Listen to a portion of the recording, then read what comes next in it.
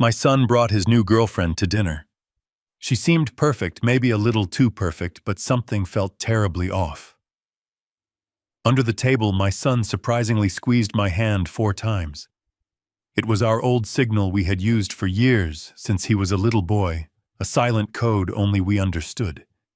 It meant one thing. Dad, get me out of here. Before I could even ask what was wrong, the real nightmare began, and I realized the woman sitting across from my dining table was not his girlfriend. She was his captor. If you are just tuning into this story, please take a deep breath.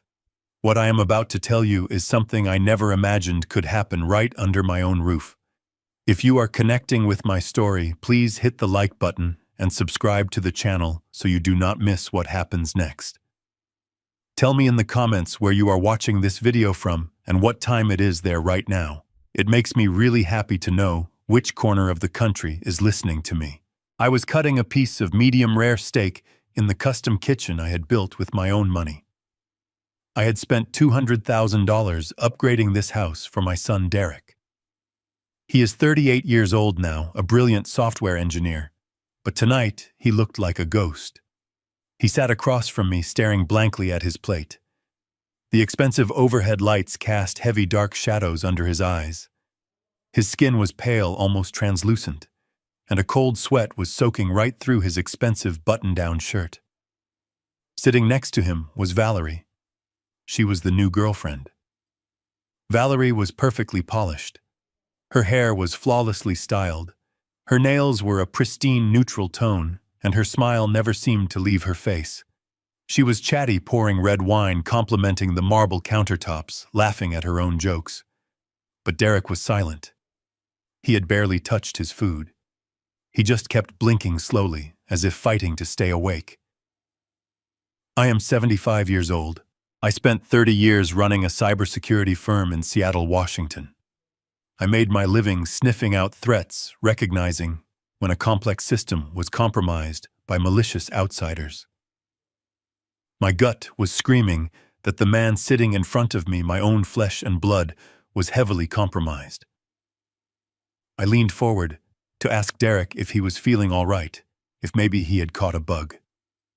Before the words could leave my mouth, I felt a cold, clammy hand brush against my knee under the heavy oak dining table. It was Derek. His hand found mine and his fingers wrapped tightly around my knuckles. He squeezed my hand. 1, 2, 3, 4. 4 rapid, desperate squeezes. My blood ran completely cold. When Derek was 10 years old, he had a baseball coach who used to bully the kids in the locker room. We came up with a silent signal back then. 4 squeezes meant, "Dad, I am in severe trouble. Get me out of here right now." He had not used that signal in 28 years. Not once. I looked at his face. He did not turn to me. He just kept staring dead ahead, his jaw locked so tight the muscles in his neck were twitching. I opened my mouth to demand to know what was going on, to tell Valerie to leave my house immediately. But then Derek started to tremble. It started in his shoulders, a violent shaking that quickly took over his whole body. The heavy silver fork slipped from his fingers and clattered loudly against the porcelain plate. He slumped forward, his eyes rolling back slightly as a low, guttural groan escaped his pale lips. He was having a seizure right in front of my eyes. I jumped up from my chair so fast it tipped over and crashed onto the hardwood floor. I reached for my son, my heart pounding violently in my chest. But Valerie was faster. She did not panic. She did not scream for help. Her face remained completely and entirely calm, which terrified me more than anything else in that room. She smoothly reached into her designer handbag and pulled out a small glass vial filled with a thick blue liquid. She pried Derek's mouth open with practiced efficiency and squeezed several drops of the strange liquid under his tongue. I grabbed her wrist and demanded to know what she was giving him. Valerie looked up at me, her eyes welling with perfect, calculated tears. She said, "Oh, Victor, I am so sorry you had to see this. Derek has been working himself to absolute exhaustion at the software company. His doctor prescribed this heavy sedative for his severe panic attacks. He just needs to rest in his own bed." Her voice was smooth like honey, but her eyes were cold and utterly dead. She quickly grabbed Derek by his shoulders, hauling him to his feet with surprising, unnatural strength for a woman her size. She draped his limp arm over her neck. I stepped in front of her, telling her I was calling an ambulance immediately, that we needed real paramedics. Valerie stepped around me, her tone suddenly turning sharp, cold, and authoritative. She told me an ambulance would only ruin his career if this got out to his tech investors. She said she had already called a private car and that she was his legally appointed medical proxy. Before I could even process the words medical proxy, the front door opened and a large driver in a black suit stepped inside, helping Valerie carry my semi-conscious son out into the cold Seattle night. I tried to follow them. I tried to push my way into the back seat of the car, but the massive driver placed a heavy hand on my chest and violently shoved me back onto the porch. The car doors slammed shut, and the black SUV sped away down the dark street, leaving me standing alone in the freezing wind, my heart hammering against my ribs. I walked back inside the house. The silence in the dining room was deafening. My hands were visibly shaking as I slowly picked up my overturned chair. I walked over to Derek's empty seat to clear his plate, trying to make sense of the madness that had just unfolded. That was when I saw his linen napkin. It was crumpled next to his half-eaten piece of steak. I picked it up, my breath catching in my throat. Smeared in dark brown steak sauce pressed so deeply into the fabric that the sharp fork tines had torn the expensive white linen, was a single desperate word. Help. I stared at the napkin for what felt like an eternity. The letters carved into the white linen were messy and frantic, but the message was undeniably clear. My son was begging for his life. I did not waste time screaming or throwing things.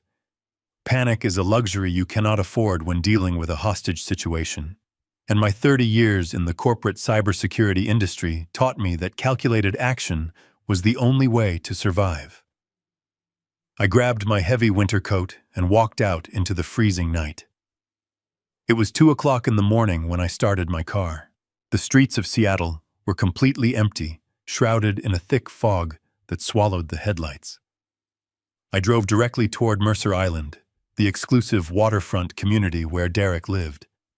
I had helped him pick out that beautiful house, a modern property surrounded by tall pine trees and a heavy iron security gate. My mind raced with terrifying questions. Who was Valerie really? How had she infiltrated his life so deeply and quickly? She moved with the cold authority of someone who had planned this for years. The blue liquid she forced into his mouth was not normal panic medication. It acted too fast. I pressed my foot down hard on the gas pedal. I needed to get my son out. When I pulled up to the long driveway of Derek's estate, the fog was rolling thickly off the dark lake. I parked near the massive iron gates and stepped into the biting cold. I walked up to the digital keypad mounted on the stone pillar and punched in the family code. A red light flashed, followed by a harsh buzzing sound. Access denied. I tried again, pressing the numbers slowly. Access denied. She had locked me out of my own son's property. Before I could process this betrayal, bright tactical flashlights blinded me from the other side. 2 massive men wearing black tactical gear and bulletproof vests stepped out from the deep shadows. They were expensive private security, the kind that asked no questions. One guard rested his hand casually on his holstered sidearm. He stepped close to the iron bars, shining the blinding beam directly into my eyes. He told me in a threatening voice to step away and return to my vehicle immediately. I stood my ground, telling him my son lived in that house and I had every right to see him. The guard did not flinch. He repeated his order, his tone growing colder, warning me that I was trespassing on private property, and he would use physical force to remove me. Before the confrontation could escalate into violence, the heavy oak front door of the main house opened. A small figure walked down the paved driveway toward the gate, wrapped tightly in a cashmere shawl. It was Valerie. She approached the iron bars, her face illuminated by the harsh security lights. The theatrical performance she put on was absolutely brilliant. Her eyes were red and swollen, and her hands trembled uncontrollably. She looked at me with profound sadness and told the aggressive guards to lower their flashlights. She leaned close to the cold bars and whispered my name, telling me how heartbroken she was that things had to be this way. I demanded that she open the gate immediately. Valerie shook her head slowly, letting out a tragic sigh. She reached into her coat pocket and pulled out a folded piece of paper, slipping it through the narrow gap between the bars. I unfolded it under the dim street lamp. It was a formal legal document officially stamped and notarized. A medical power of attorney. Valerie looked at me with fake, tearful eyes and delivered her perfectly rehearsed lie. She claimed Derek had been struggling in secret, that the immense pressure of his software company had broken his mind. She told me a private psychiatrist had diagnosed my son with early-onset schizophrenia 2 weeks ago. She said he was a severe danger to himself, and he had voluntarily signed this document, giving her complete medical and legal control. She looked me dead in the eye and said I was legally barred from seeing him. I looked from the official document to the armed guards standing behind the gate. A younger man might have tried to fight, letting blind anger dictate his actions. But I knew exactly how this malicious trap worked. If I caused a scene, they would call the police, have me arrested for trespassing, and use the report as proof that I was an unstable father. I refused to give them that satisfaction. I folded the paper, placed it in my coat pocket, and turned my back on Valerie without saying a word. I walked to my car and drove away, slowly, making sure the guards saw me leave calmly. I drove for exactly 2 miles before pulling into an empty grocery store parking lot. I turned off the engine and switched on the interior dome light. The absolute unbroken silence of the cold car felt incredibly heavy and suffocating. I slowly pulled the folded document from my dark coat pocket and carefully smoothed it out on the passenger seat. I ignored the dense, confusing legal jargon and looked directly at the very bottom of the final printed page. There it was, my son's signature. I had seen Derek write his name thousands of times on birthday cards and business contracts. The signature on this paper spelled his name, but it was not his writing. The pen strokes were violently jagged, pressed so incredibly hard into the paper that it almost tore through the thick page. The letters dragged downward, shivering with an unmistakable, terrifying tremor. It was the handwriting of a man desperately fighting for consciousness, whose motor skills were suppressed by heavy narcotics. Derek had not signed his life away willingly. He had been heavily drugged, coerced, and forced to hold a pen while toxic chemicals destroyed his mind. I did not sleep that night. I sat in my dark living room watching the sun slowly rise over the Seattle skyline, clutching the forged legal document in my hand. At exactly 7 in the morning, I pushed through the heavy glass doors of the most ruthless corporate law firm in the city. I bypassed the receptionist, ignoring her protests, and walked straight into the corner office of Mitchell Gallagher. Mitchell was my former legal counsel from my days as a cybersecurity chief executive officer. He was a shark in a tailored suit, a man who had helped me dismantle hostile corporate takeovers with cold surgical precision. He looked up from his mahogany desk, surprised to see me standing there without an appointment. I did not offer a polite greeting. I threw the crumpled medical power of attorney directly onto the center of his desk. I told him my son had been taken hostage, chemically incapacitated, and legally trapped by the woman whose name was printed on that page. Mitchell did not ask me if I was overreacting. He knew me too well for that. He picked up the document, adjusted his silver reading glasses, and began to scan the legal jargon. His eyes immediately locked onto the signature of the physician who had authorized the psychiatric hold. He muttered the name under his breath. Dr. Aris Thorne. I asked him if he knew the man. Mitchell shook his head slowly, his fingers already flying across his computer keyboard, tapping into legal databases that the general public could never access. Mitchell told me to sit down while his system cross-referenced the medical license number. The office was dead silent, except for the rapid clicking of the keyboard. After a few agonizing minutes, a series of files populated on his large monitor. Mitchell leaned in, his expression darkening with every line he read. He explained that Dr. Eris Thorne was not a typical neighborhood psychiatrist. Thorne operated a highly exclusive, extremely discreet rehabilitation clinic hidden deep in the wooded hills outside the city. It was the kind of luxury facility where wealthy politicians and disgraced tech billionaires went to quietly disappear when they had embarrassing addiction problems. The clinic charged exorbitant fees for total privacy, meaning there was zero outside oversight. They existed behind a wall of strict agreements and heavily guarded gates. But Mitchell was a corporate lawyer who specialized in finding the cracks in impenetrable walls. He dug deeper, bypassing the polished public relations articles, searching for sealed court records and dismissed civil complaints. He found a buried lawsuit from 4 years ago.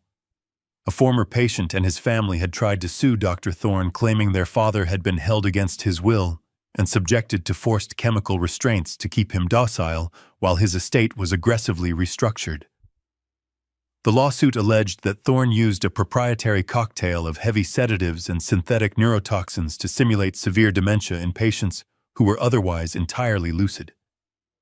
The case had been quietly settled out of court for an undisclosed sum, and the records were locked away behind ironclad confidentiality clauses.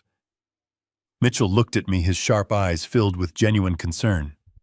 He said Thorne was running a sophisticated medical extortion ring masked as a luxury healthcare provider. I felt a cold knot tighten in my stomach. The blue liquid Valerie had dropped into the mouth of my son was part of the chemical arsenal. I told Mitchell to run a background check on Valerie. I gave him her full name, the one she had used to introduce herself at my dinner table. Mitchell typed it in, cross-referencing her details with the clinic employee records. The result appeared on the screen almost instantly, and it confirmed my absolute worst fears. Valerie was not a software sales executive. She was not a sweet, loving girlfriend who had just moved to the city. She was a registered nurse. More specifically, she used to be the head psychiatric nurse at the hidden rehabilitation facility.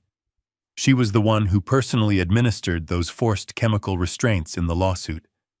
She was a professional handler, trained to medically hijack a human being without leaving a single trace of physical trauma. This was not a domestic dispute.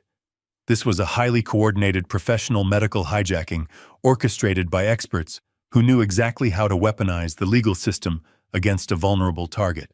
Valerie had been planted in the life of my son for one specific purpose. She was there to strip away his bodily autonomy and hand his entire life over to whoever was paying her exorbitant fee. I slowly stood up from the black leather chair, my two heavy fists clenched very tight. I angrily told Mitchell we needed to go to the police immediately and file kidnapping charges.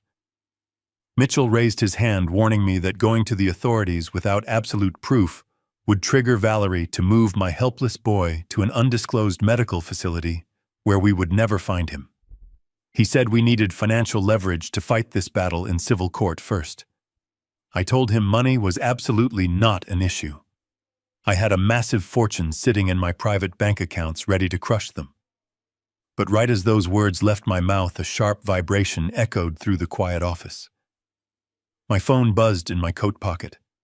I slowly pulled it out and stared directly at the bright, glowing screen. It was an urgent automated notification from Chase Bank. My heart completely stopped. The message stated that my entire personal trust account holding over $40 million in liquid assets had just been completely frozen. I stared at the screen in disbelief, reading the automated justification below the balance. The funds were locked due to a pending legal inquiry regarding the mental competence of the account holder. They were not just taking my son. They were already coming for me, and I was entirely out of time to act. I stared at the glowing screen of my phone as the banking notification burned itself into my retina. They had frozen $40 million in a matter of hours. This was not a simple scam. This was a highly coordinated siege on my entire existence. Mitchell Gallagher watched my face drain of color from across his mahogany desk. He asked me what had just happened. I did not explain the details. I simply told him, They had locked my trust account and were moving to declare me mentally incompetent. Mitchell stood up immediately, grabbing his jacket, but I raised my hand to stop him. I told him to stay in the office and prepare every single legal injunction he could draft to stall the conservatorship hearing. The legal battlefield belonged to him, but the digital battlefield belonged to me. I walked out of the corporate law firm and stepped into the cold morning of downtown Seattle. Stripped of my immediate financial resources, I could no longer rely on expensive private investigators or formal legal requests. I had to revert to the tactics I used before my company became a sanitized corporate entity. I needed a ghost. I walked 3 blocks to a cheap electronics store and bought a prepaid burner phone with the loose cash I had in my wallet. Sitting in the driver's seat of my car, I dialed a number I had committed to memory over a decade ago. It belonged to a former black hat hacker named Leon. Years ago, Leon had tried to breach the mainframe of my cybersecurity firm. I caught him, but instead of handing him over to federal authorities to rot in a federal prison, I hired him. I gave him a second chance, and he owed me a debt that could never be repaid with money. He answered on the second ring. His voice was guarded, but the moment I identified myself, his tone shifted to absolute loyalty. I told him I needed an immediate favor. I explained that my son was being held hostage in his own home behind a wall of private security and fake medical documents. I did not want a warrant, and I did not want to wait for the police to navigate a labyrinth of red tape. I told Leon I needed total access to the smart home security network at the Mercer Island estate. Every camera, every microphone, every digital footprint inside that house. Leon did not ask questions about the legality of the request. He simply asked for the IP address and the MAC address of the primary router, which I had saved in my own phone. I drove to a quiet industrial park on the outskirts of the city, parked my car behind an abandoned warehouse, and opened my encrypted laptop. For 30 agonizing minutes, the screen remained black save for a few lines of code scrolling past. Then the screen flickered, and a mosaic of high-definition video feeds flooded my monitor. Leon had successfully bypassed the firewalls and cracked the encryption. I was inside the house. I stared at the live surveillance footage from the security cameras Derek had installed for his own safety. I scanned the living room, the kitchen, the hallways. The house was immaculately clean, almost completely sterile, but it appeared completely empty. There was no sign of the loving domestic life Valerie had described just hours ago. No breakfast being made, no comforting fires in the hearth. It felt like a staged museum exhibit. I instructed Leon to pull up the feed from the master bedroom. It was empty. The bed was perfectly made. I felt a surge of panic rising in my chest, terrified that Valerie had already relocated my son to an undisclosed clinic. I told Leon to check the guest bedroom located at the far end of the second-floor corridor. The camera feed buffered for a painful second before snapping into crystal-clear resolution. What I saw on that screen made my breath stop completely. My son was not resting peacefully. Derek was lying flat on his back on a bare mattress without any sheets or blankets. His wrists and ankles were tightly secured to the heavy wooden bed frame with thick leather restraints. He was staring blankly at the ceiling, his chest rising and falling in shallow, erratic breaths. The door to the guest bedroom pushed open, and Valerie walked in. The polished, weeping girlfriend from the front gate was completely gone. She moved with the cold, calculated efficiency of a prison warden. She was not carrying a tray of warm food or a glass of fresh water. She was carrying a plastic cup filled with pills and a stainless steel medical clamp. She approached the bed, grabbed Derek by the jaw, and forcefully pried his mouth open. Derek tried to turn his head away, a weak, desperate act of defiance, but she clamped her hand down hard over his nose, forcing him to gasp for air. The moment he opened his mouth, she shoved the handful of pills down his throat and held his jaw shut until he swallowed. I watched my son gag and choke, completely helpless against his captor. Then Valerie pulled a sleek smartphone from her pocket and answered an incoming call. Leon immediately isolated the audio feed from the room camera, filtering out the background noise so I could hear her voice perfectly. She let out a sharp, cruel laugh that echoed through the small speakers of my laptop. She paced around the foot of the bed, looking down at my son with absolute disgust. She spoke into the phone with casual cruelty. She said the kid is completely compliant now. I leaned closer to the screen, desperately waiting to hear exactly who was giving these orders. Valerie paused, quietly listening. Then she spoke again. Tell Todd that the corporate shares will finally be his by Friday. Todd is the brilliant tech startup co-founder of my beloved son. Hearing his name hit me like a physical blow to the chest. They had built their software company together from the ground up in a tiny, unheated garage just 5 years ago. Todd was the charismatic salesman, the one who charmed the venture capitalists and hosted the extravagant launch parties. Derek was the quiet genius, the architect who wrote the underlying code that made their entire system functional. I had always thought Todd was a bit too ambitious, a little too slick in his designer suits, but I never imagined he was capable of orchestrating something this utterly demonic. I sat in the driver's seat of my cold car, the glow of the laptop illuminating the condensation on my windshield, and forced my mind to analyze the situation logically. Why would Todd go to such extreme criminal lengths to completely incapacitate his own business partner? The answer was always money. It had to be a staggering amount of money, something so massive it could completely shatter a man's moral compass. I picked up my burner phone and immediately called Mitchell back at the law firm. I told him to stop looking into the medical records and start digging into the recent financial negotiations of the software company. I needed to know what Derek and Todd were working on right before Derek was suddenly diagnosed with this fake mental illness. Mitchell put me on a brief hold, the silence stretching out like a tight wire. When he finally came back on the line, his voice was tight with disbelief. He told me that just 3 weeks ago, their startup had completed the final testing phase of a revolutionary artificial intelligence algorithm.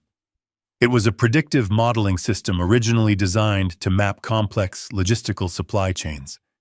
But the technology was far more powerful than anyone had anticipated. Mitchell discovered a highly classified proposal buried in the corporate emails. The United States Department of Defense had recognized the incredible potential of this algorithm.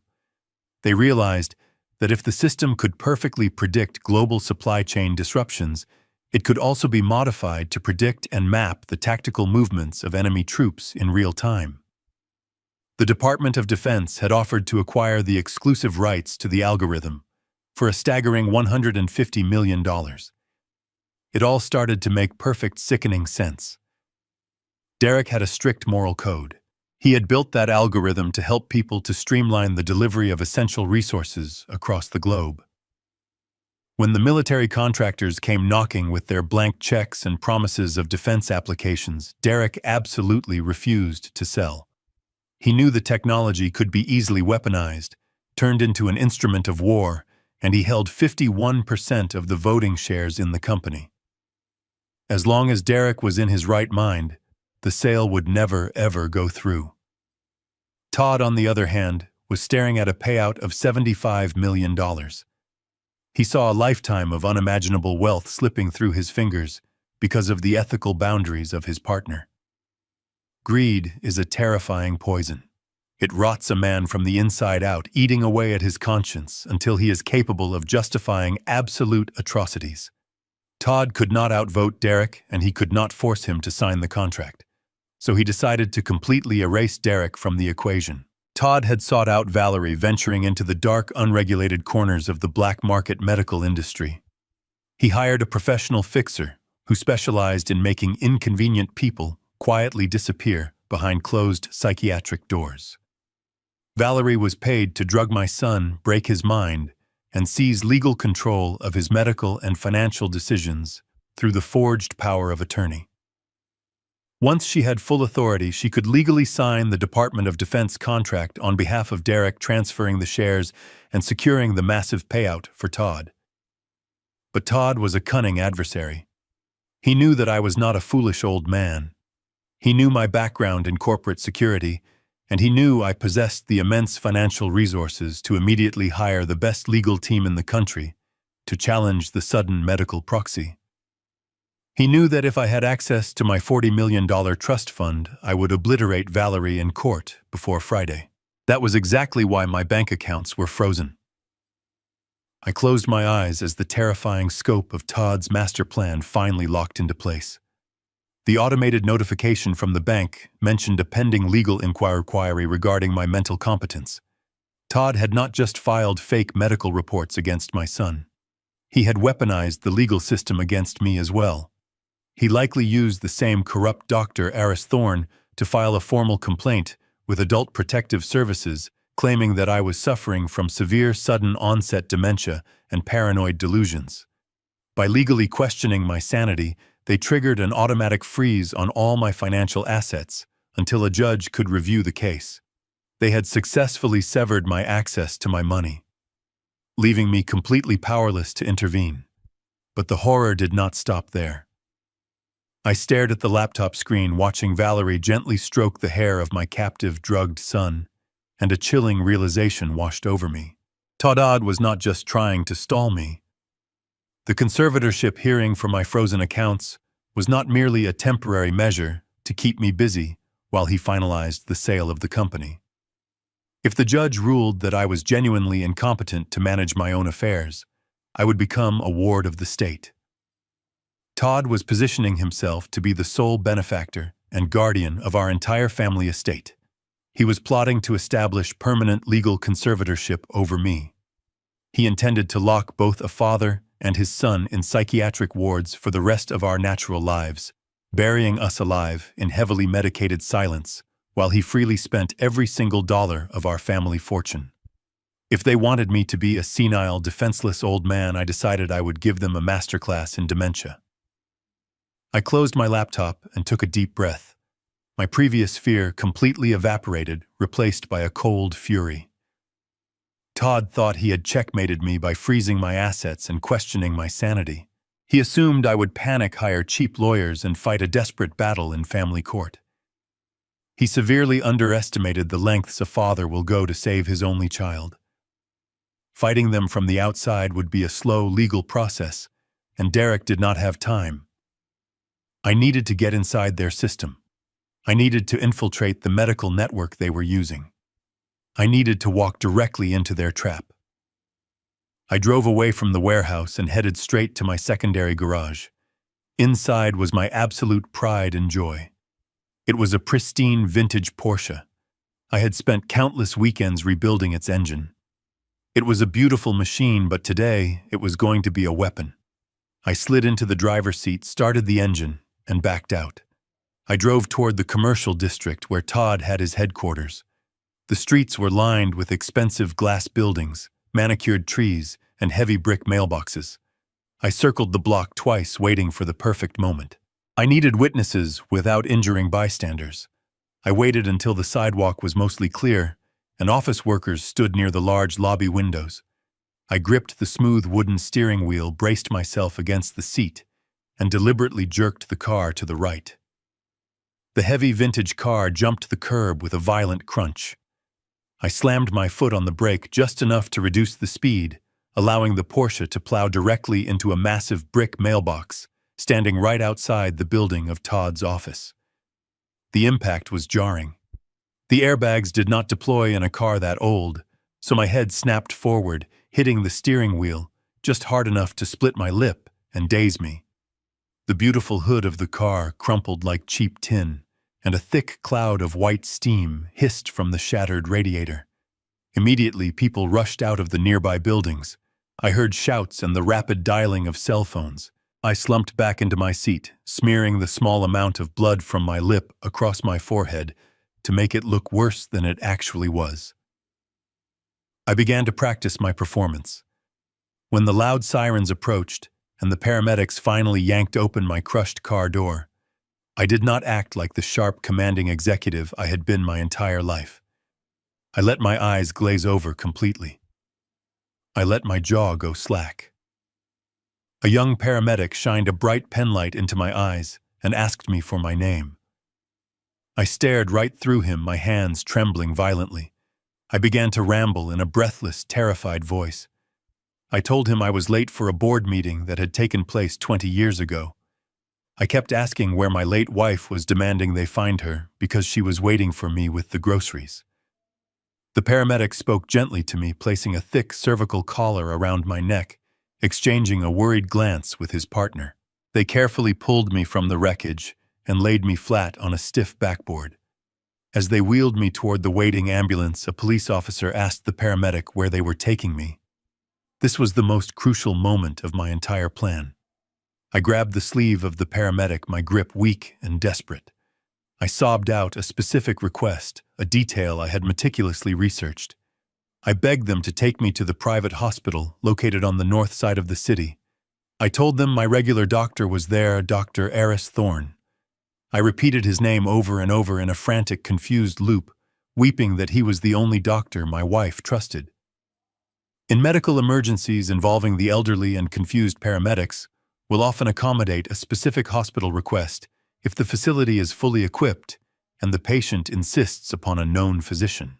The paramedic nodded sympathetically, telling the police officer they were diverting to the North Side private facility to ensure continuity of care for a severe dementia patient.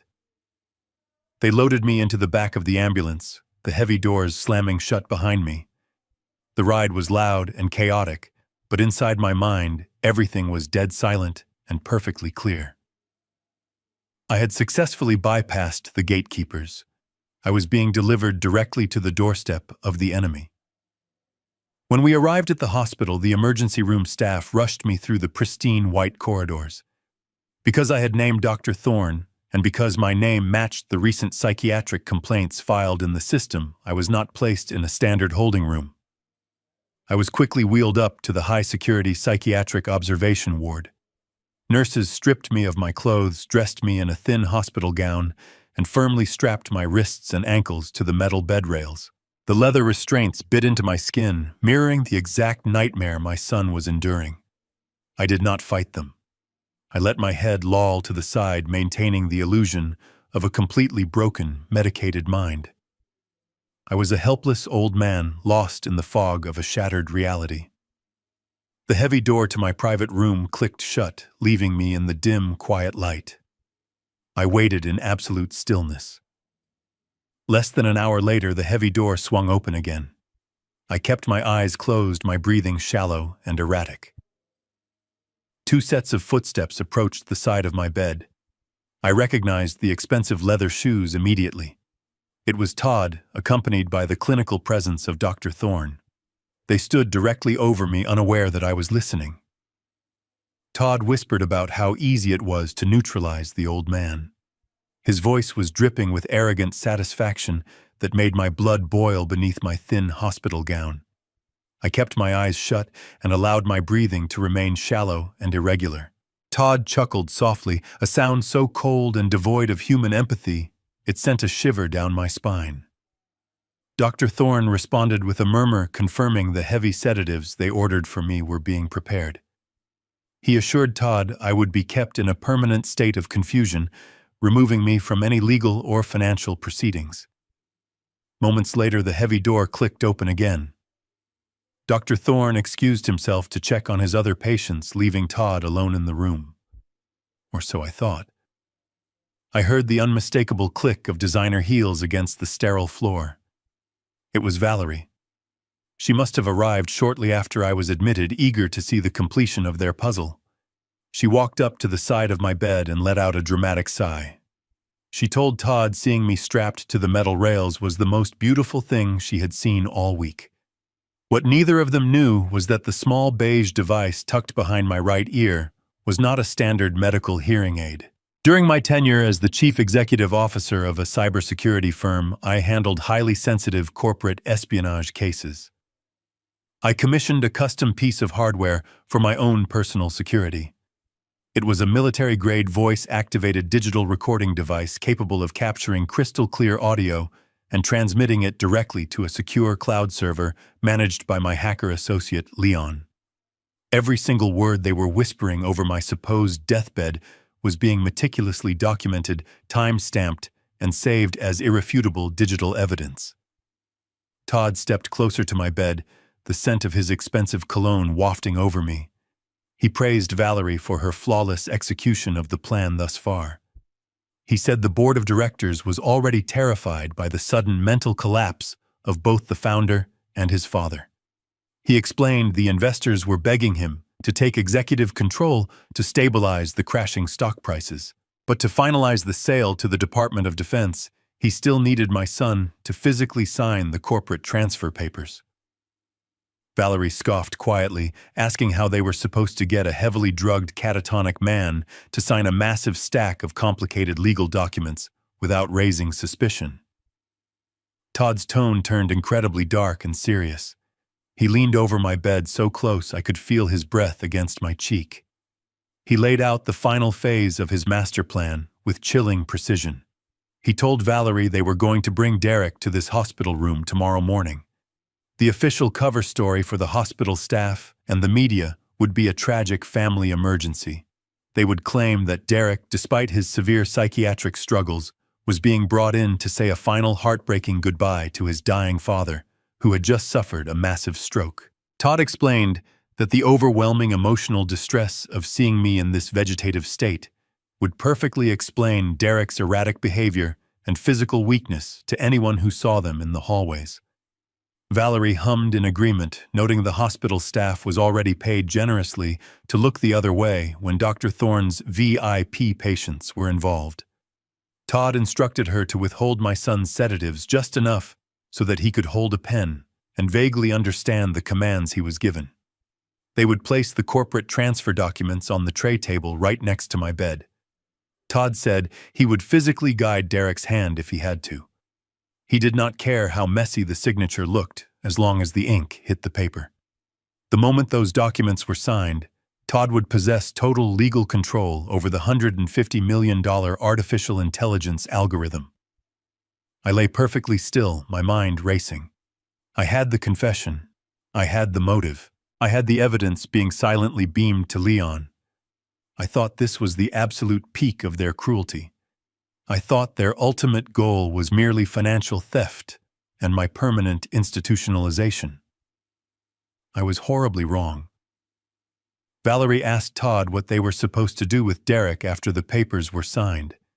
She complained that keeping him locked in the guest bedroom was becoming a logistical nightmare, and she was tired of playing the role of the devoted, tragic girlfriend. She wanted her $2 million payment, and she wanted out of Seattle by the end of the week. Todd did not hesitate. His voice was devoid of emotion, as if he were discussing the disposal of a broken piece of office furniture, rather than the life of his best friend and business partner. He told Valerie once the ink was dry on the transfer papers, Derek would no longer be a necessary asset. He instructed her to take Derek back to the Mercer Island house. Once inside the master bedroom, she was to prepare a syringe. He told her to give Derek a lethal dosage of fentanyl. My heart slammed violently against my ribs, and it took every ounce of willpower I possessed not to open my eyes and strangle him with my bare hands. Todd calmly explained the narrative they would sell to the police. They would frame the murder as a tragic drug-induced suicide. They would tell the authorities the immense grief of losing his company, combined with the profound trauma of seeing his father in a vegetative state, was simply too much for Derek's fragile mind to handle. They would claim he stole the drugs from Valerie's medical bag and ended his own life in a fit of despair. No single person would question the grieving business partner. No single person would question the heartbroken nurse. They would walk away with hundreds of millions of dollars, leaving me rotting in a psychiatric ward and my son buried in the cold ground. The early morning sun bled through the thin horizontal blinds, casting cage-like shadows across the sterile floor.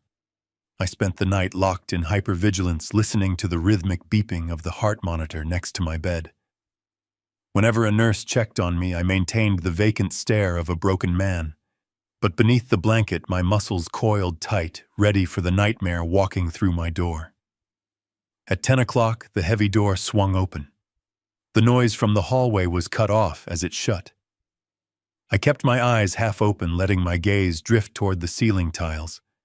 I heard the unmistakable squeak of rubber wheelchair tires rolling onto the linoleum.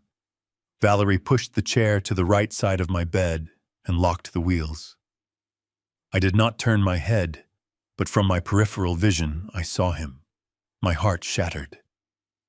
Derek was slumped forward, his chin resting heavily against his chest. He was wearing the same button-down shirt from our Sunday dinner, but it was now deeply wrinkled and stained. His skin was the color of old parchment, and his dark eyes were sunken deep into his skull, completely devoid of intelligence. He looked like an empty vessel. Valerie had withheld his heavy sedatives just enough to keep him awake, but he was entirely disconnected from reality, his breathing shallow and labored. Todd entered seconds later, followed by the crisp footsteps of two men carrying leather briefcases. They were the corporate lawyers. Todd immediately launched into his theatrical performance. He spoke in a hushed, mournful tone, thanking the attorneys for accommodating this highly irregular setting. He fed them a perfectly rehearsed lie explaining Derek was devastated by my stroke and wanted to finalize the corporate transfer right here by my side before taking a leave of absence to mourn. The lawyers offered shallow condolences and quickly unpacked their documents. They placed a thick stack of papers on the plastic hospital tray table and rolled it directly in front of Derek. I watched through half-closed eyes as the horrific theater unfolded. Valerie stood behind the wheelchair, gripping Derek by the shoulders to keep him sitting upright. Todd stepped forward, pulling a gold fountain pen from his pocket.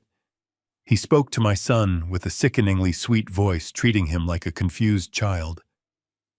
Todd told Derek everything was going to be all right, that he just needed to sign his name on the dotted line so they could secure the future of the company. Derek did not respond. He stared blankly at the tray table, a thin line of saliva gathering at the corner of his mouth. Todd did not wait for any sort of vocal response from my heavily medicated son. He reached out and grabbed the limp right hand of my son. Derek possessed absolutely no motor control, his fingers curled loosely inward. Todd clicked his tongue in mild annoyance and pulled a roll of clear medical tape from Valerie's pocket. Right in front of the highly paid corporate lawyers, Todd forced the gold pen between my son's fingers and tightly wrapped the adhesive tape around his knuckles, physically binding the pen to his hand. The lawyers did not say a single word. They simply looked down at their polished shoes, entirely complicit in the theft of $150 million technology. Todd leaned over, grabbing Derek by the wrist. He pressed the tip of the gold pen onto the signature line of the first legal document. The scratch of the metal nib against the thick paper echoed loudly in the quiet hospital room. Todd was practically dragging my son's hand across the page, forcing him to trace his own name. I felt an overwhelming wave of pure, unadulterated rage burn through my veins. Every instinct I had as a father screamed at me to rip the leather restraints off my wrists, leap out of the bed, and tear Todd apart with my bare hands. But I knew that if I broke my cover now, I would lose everything. The lawyers would testify that I was violently unhinged. Valerie would rush Derek out of the room, and the lethal dose of fentanyl waiting for him back at the house would be administered before I could ever reach him. I had to let the crime happen. I had to let them think they had won. Todd moved to the second page, growing impatient. He pulled Derek's arm forcefully to the right to sign the next line, but he pulled too hard. Derek's weakened body shifted in the wheelchair, and his heavy arm slipped off the plastic tray table. The taped pen clattered against the metal bed frame, and my son's limp hand fell directly onto the edge of my mattress, slipping just beneath the edge of my thin hospital blanket. Todd cursed under his breath, apologizing to the lawyers for the delay. He reached down to grab Derek's wrist again. But in that brief, chaotic second before Todd could pull his arm away, I moved. Under the concealment of the white cotton blanket, my fingers brushed against the incredibly cold, trembling hand of my son. I did not hesitate. I wrapped my hand tightly around his freezing fingers. 1, 2, 3. I am right here. Todd grabbed his wrist and yanked his arm back up to the tray table. But as Todd forced the pen back onto the paper, I saw a profound change in my son. Derek did not open his eyes any wider. He did not make a single sound. But his chest, which had been rising and falling in shallow, ragged gasps, suddenly hitched. He drew in a long, deep breath. The violent trembling in his jaw stopped completely. Beneath the heavy layer of toxic chemicals clouding his brain, a tiny spark of awareness ignited. He felt the message. He knew his father was awake, and he knew he was no longer fighting this war alone. I held my son's freezing fingers for just a second longer, transmitting all the silent strength I possessed, before letting my hand slide back down to my side beneath the thin hospital blanket. Todd let out a sharp sigh of profound irritation, completely oblivious to the silent exchange that had just occurred right in front of him. He roughly grabbed Derek by the forearm, yanking his limp body back into an upright position in the wheelchair. He muttered a quick apology to the corporate lawyers, claiming the heavy medication was making my son incredibly clumsy. Todd reset the plastic tray table, smoothing out the crumpled transfer document, and prepared to force the gold fountain pen back onto the signature line. He told Derek to stop fighting and just let it happen. I knew I had no more time. The moment that pen touched the paper, the legal battle would become infinitely more complicated, and my son would be marked for an immediate lethal injection. I could not let him sign that document, nor could I let Valerie take him back to that house. It was time to initiate the protocol I had established with Leon before I ever drove my vintage Porsche into that brick wall. When the hospital staff stripped me of my clothes and dressed me in this thin gown and scrub bottoms, they completely failed to thoroughly check the thick elastic waistband. Embedded deep within the fabric of my own underwear, which I had refused to take off, was a microscopic waterproof transmitter sewn into the hem by Leon. It was a panic button operating on an encrypted radio frequency that bypassed the hospital network entirely. I shifted my weight on the stiff mattress, feigning a weak, involuntary muscle spasm. I slid my left hand down my side, my fingers desperately tracing the line of my hip until I felt the small hard ridge hidden beneath the cotton. I pressed the tiny button, firmly holding it down for 3 full seconds. The signal shot silently through the airwaves, traveling miles across the city, directly to the dark warehouse where Leon sat, waiting at his computer terminal. For 5 agonizing seconds, absolutely nothing happened. Todd guided Derek's hand closer to the paper. The gold nib was hovering barely a fraction of an inch above the designated line. Then the entire building violently erupted. A deafening, shrill, mechanical siren shattered the quiet tension of the psychiatric ward. Brilliant white strobe lights mounted on the ceiling began to flash with an incredibly aggressive and blinding intensity, casting sharp, jagged shadows across the sterile walls. The 2 highly paid corporate lawyers immediately dropped their leather briefcases in sheer panic, covering their ears and looking frantically toward the heavy door. Todd stumbled backward, dropping the wrist of my son in shock. He shouted over the deafening alarm, demanding to know what was happening, his perfectly styled hair now disheveled. Valerie covered her head with her hands, screaming. But Leon did not just trigger the fire alarms. He hacked directly into the automated safety infrastructure of the entire medical facility. A loud metallic click echoed from the ceiling panels above us. A split second later, the high-pressure fire suppression sprinklers activated with explosive force. Freezing murky water blasted down upon us in a torrential downpour. The heavy spray soaked the entire room instantly. The pristine transfer documents sitting on the plastic tray table were immediately annihilated. The thick black ink of the legal text bled across the soaking wet paper, dissolving into an unreadable, soggy mess.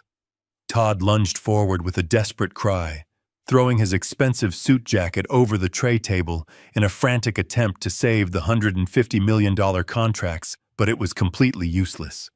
The paper tore apart under the heavy water pressure. His master plan was literally disintegrating right before his eyes. Amidst the blinding strobe lights, the deafening sirens, and the freezing rain, the heavy door to my hospital room violently burst open. 3 large men wearing bright yellow high-visibility emergency medical technician jackets stormed into the room. Their faces were partially obscured by heavy oxygen masks and thick protective visors, but I immediately recognized the man leading the charge. It was Mitchell Gallagher. He had traded his tailored corporate suit for the rugged gear of a first responder. Flanking him were 2 massive, heavily muscled men who moved with the undeniable, terrifying precision of ex-military private security contractors. Mitchell barked authoritative orders over the chaotic noise, screaming that there was an active fire in the ventilation shafts and they needed to evacuate immediately. The lawyers did not hesitate. They shoved past Todd, abandoning their ruined briefcases, and fled into the hallway. Todd tried to assert his authority. He stepped in front of Derek, yelling at Mitchell that they were in the middle of a confidential legal proceeding and that they were not leaving the room. The two contractors did not pause to argue. They moved with an absolute brutal efficiency. One contractor shoved Todd forcefully against the wet wall, pinning the tech executive helplessly against the plaster. The second contractor grabbed the handles of Derek's wheelchair, swiftly kicking the wheel locks free. Valerie tried to grab the armrest, screaming that she was the legal medical proxy and they could not take him. Mitchell grabbed her wrist with a vice-like grip, shoved her back toward Todd, and yelled that emergency evacuation protocols superseded all private medical directives.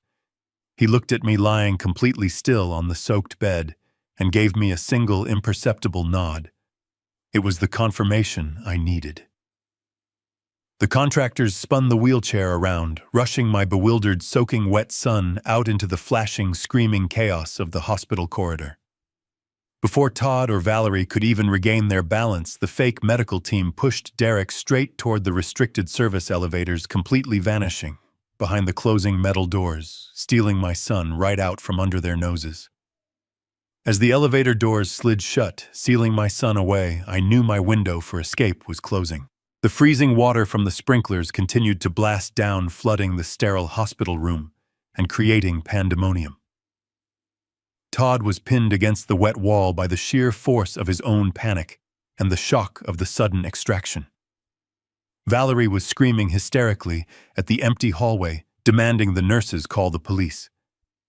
Neither of them was paying any attention to the old man lying on the soaked mattress.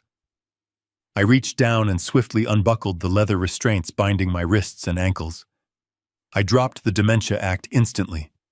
My mind was sharp and my body moved with the precision of a much younger man. I swung my legs over the side of the bed, my bare feet hitting the puddle on the floor. I grabbed a dry scrub jacket from a nearby supply cart, threw it over my thin hospital gown, and walked straight out of the room. I did not run. Running attracts attention. I blended into the crowd of evacuating patients, shouting nurses and confused security guards. I slipped down a secondary stairwell that Leon had mapped out for me, bypassing the main lobby entirely. I pushed through the emergency exit doors and stepped out into the cold Seattle air.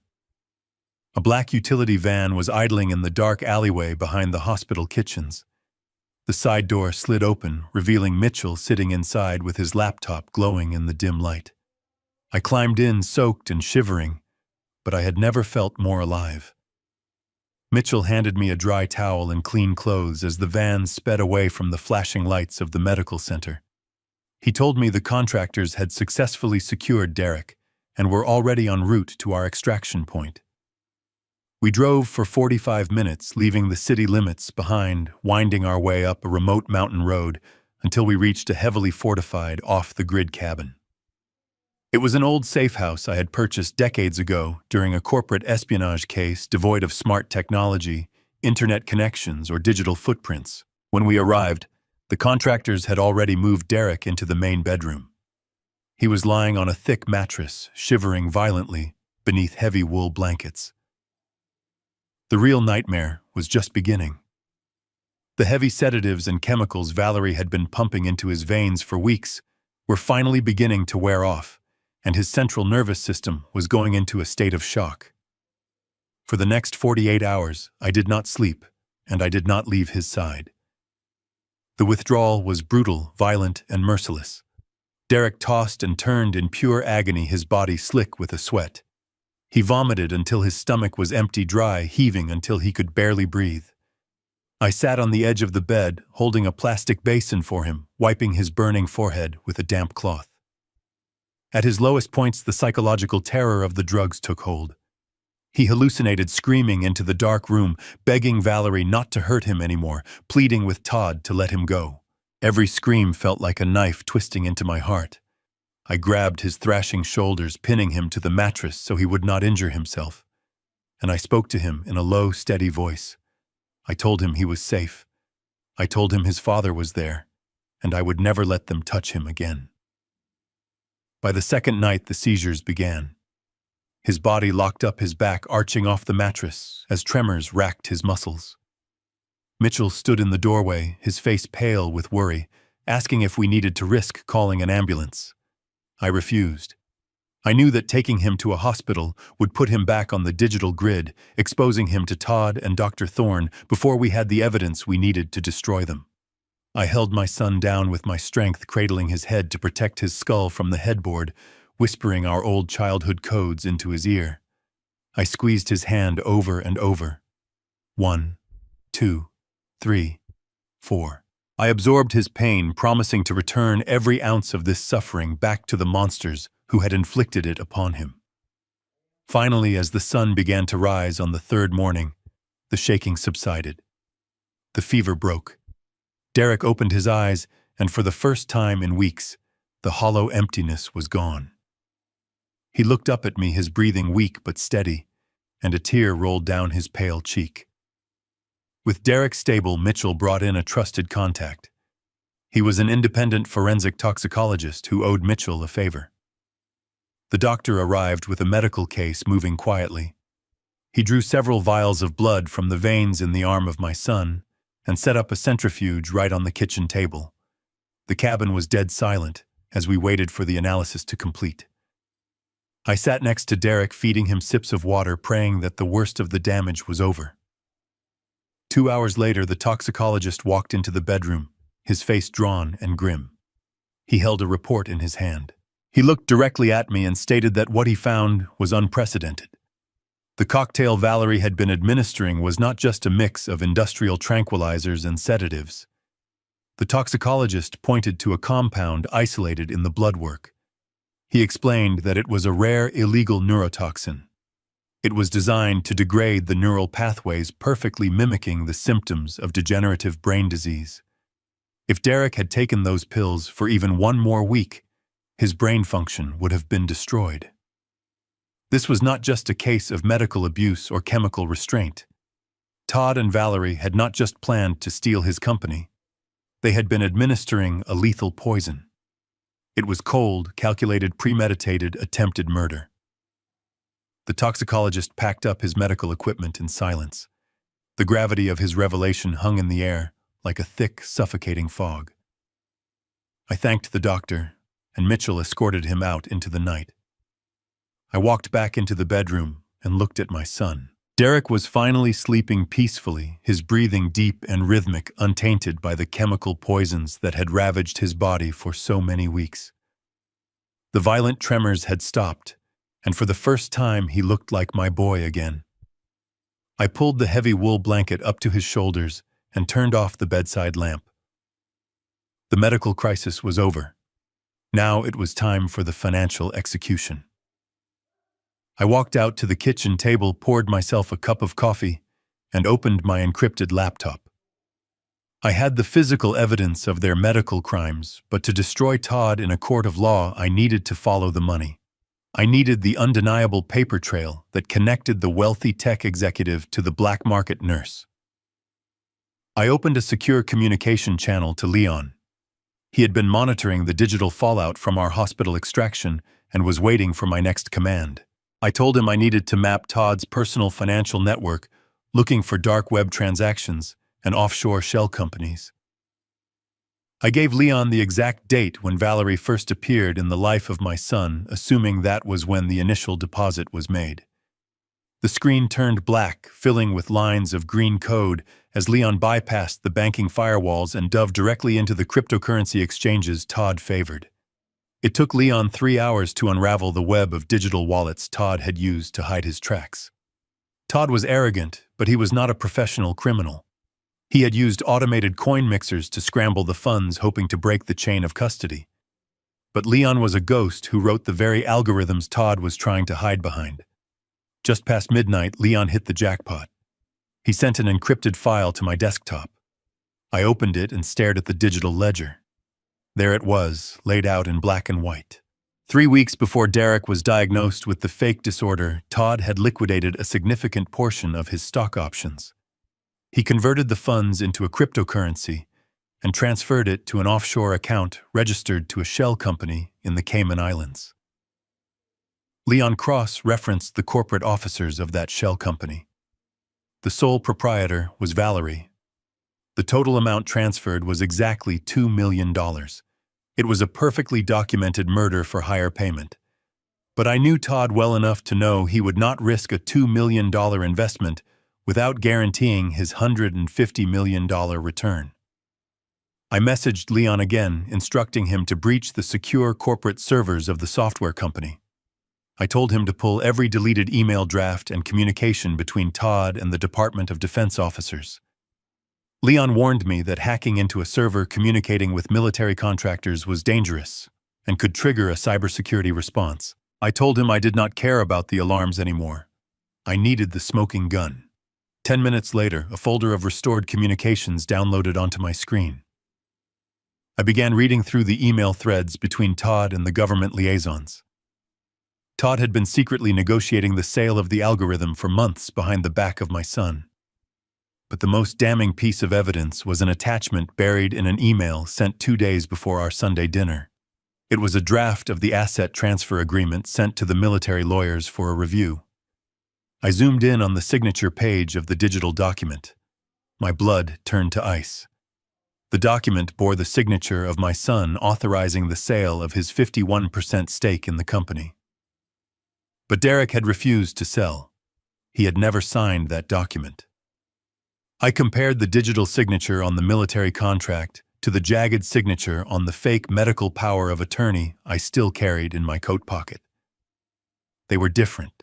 Todd had forged the signature of my son to keep the government buyers interested while he finalized his plan to medically incapacitate Derek and take legal control. Todd was not just guilty of attempted murder and medical extortion. He had committed federal wire fraud and forged documents submitted to the United States military. The arrogance of the man was staggering. He believed he was untouchable, operating under the assumption that his wealth and influence would shield him from any real scrutiny.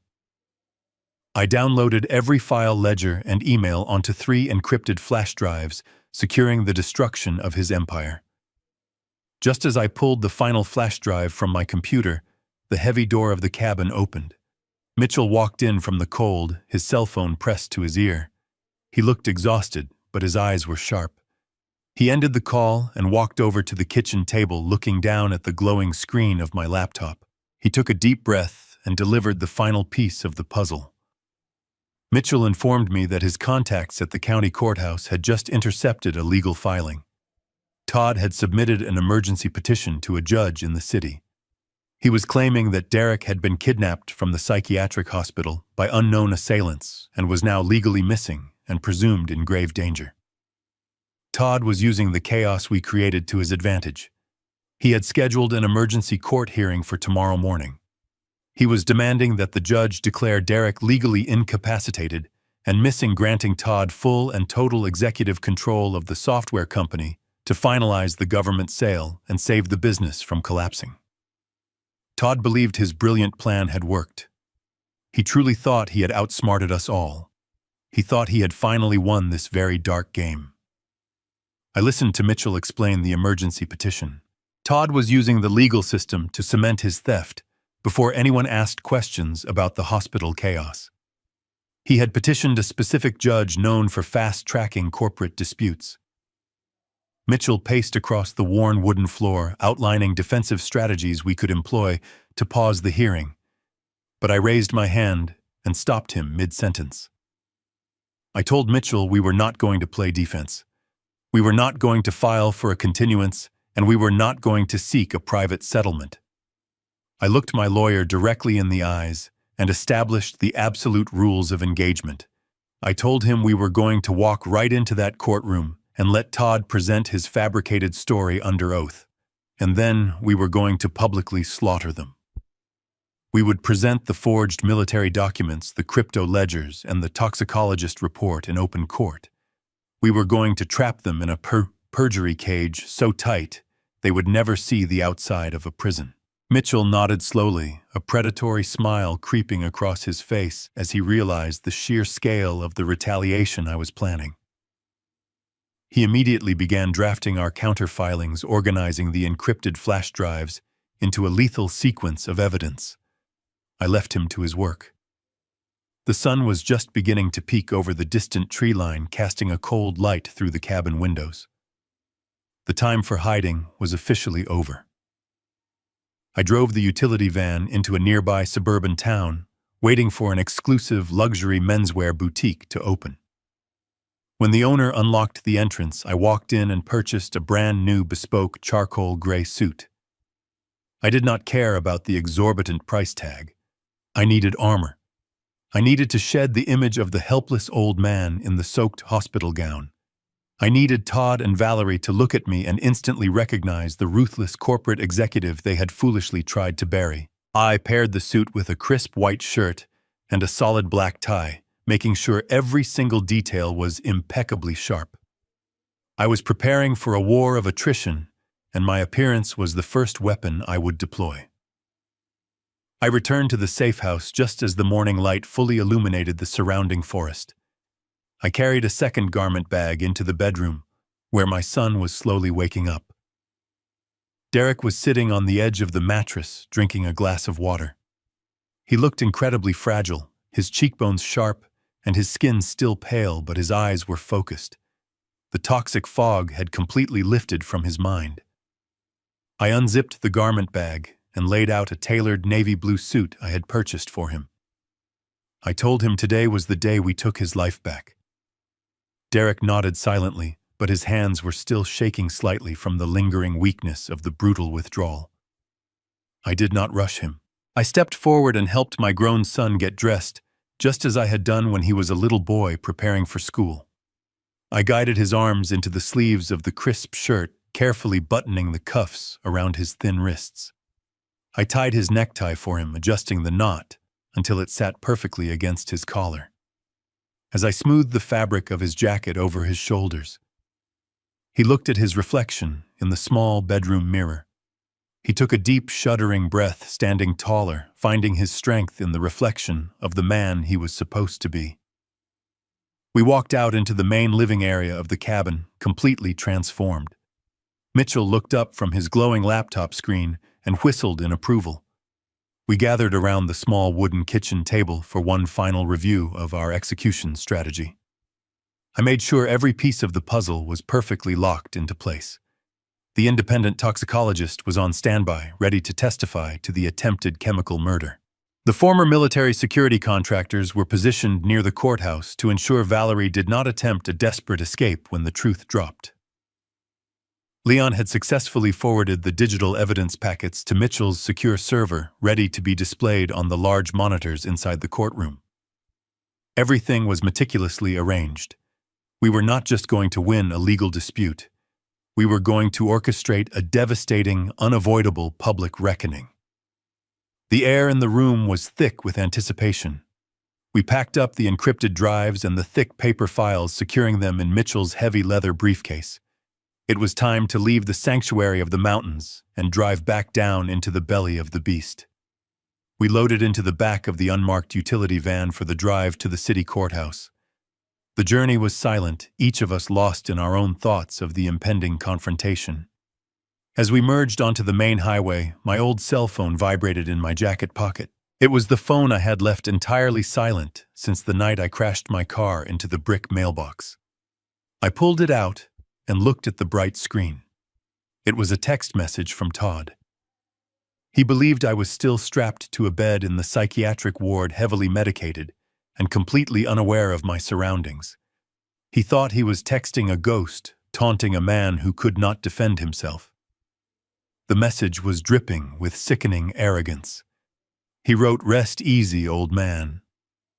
I will take good care of the Empire."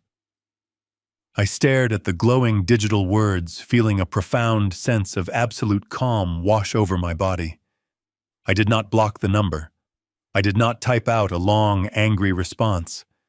I simply used my thumb to type 4 very specific words. "See you tomorrow, Todd." I pressed send, turned the phone off, and slipped it back into my pocket. The massive storm was finally right here.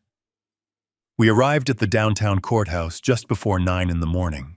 The imposing granite building stood like a fortress against the gray Seattle sky.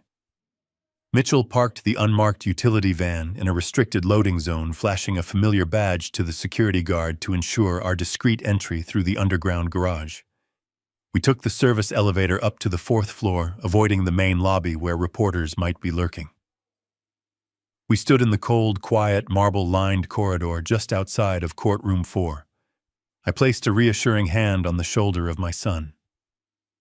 Derek took a slow, deep breath, adjusting the cuffs of his navy blue suit. The physical weakness was still there, a lingering shadow of the chemical torture he had endured, but the absolute determination radiating from his dark eyes was unbreakable. He nodded at me silently, signaling he was ready to face the man who tried to bury him alive. Mitchell carefully cracked the heavy oak door open just a fraction of an inch, allowing us to see and hear the proceedings inside without being noticed by anyone. The courtroom was relatively empty, which was typical for an emergency injunction hearing scheduled at the last minute. Sitting at the polished wooden plaintiff table were Todd and Valerie. They had dressed perfectly for the deceptive parts they were playing. Todd wore a conservative dark gray suit, his shoulders slightly hunched, to project the heavy burden of a grieving business partner. Valerie sat right beside him, wearing a modest black dress, her hair pulled back, simply dabbing at her dry eyes with a white tissue. Standing before the elevated bench was the attorney Todd had hired, presenting the fabricated tragedy to a stern-looking judge. The attorney painted a terrifying, heartbreaking picture for the court. He claimed Derek had suffered a catastrophic, irreversible mental breakdown. He submitted the forged medical evaluations signed by Dr. Thorne, detailing the fake schizophrenia diagnosis. Then he moved on to me.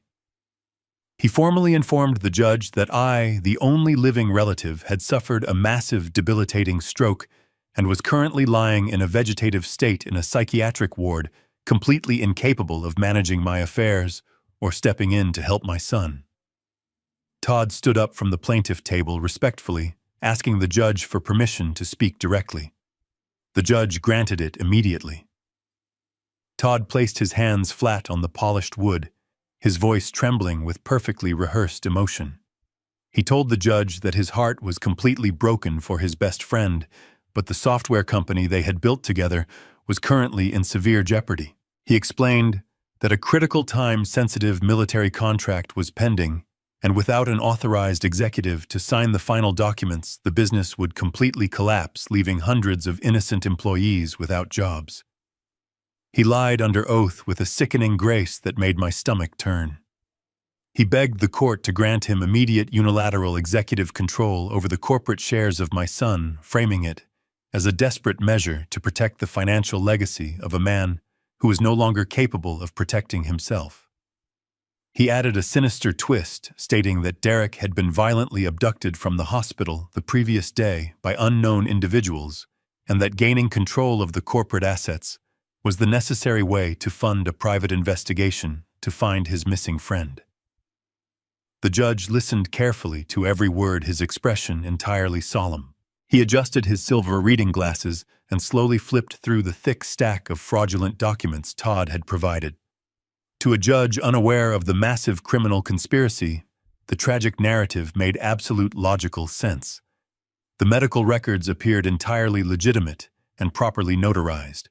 The corporate bylaws allowed for emergency proxy control in the event of severe incapacitation. The judge let out a heavy sigh, acknowledging the tragic nature of the situation.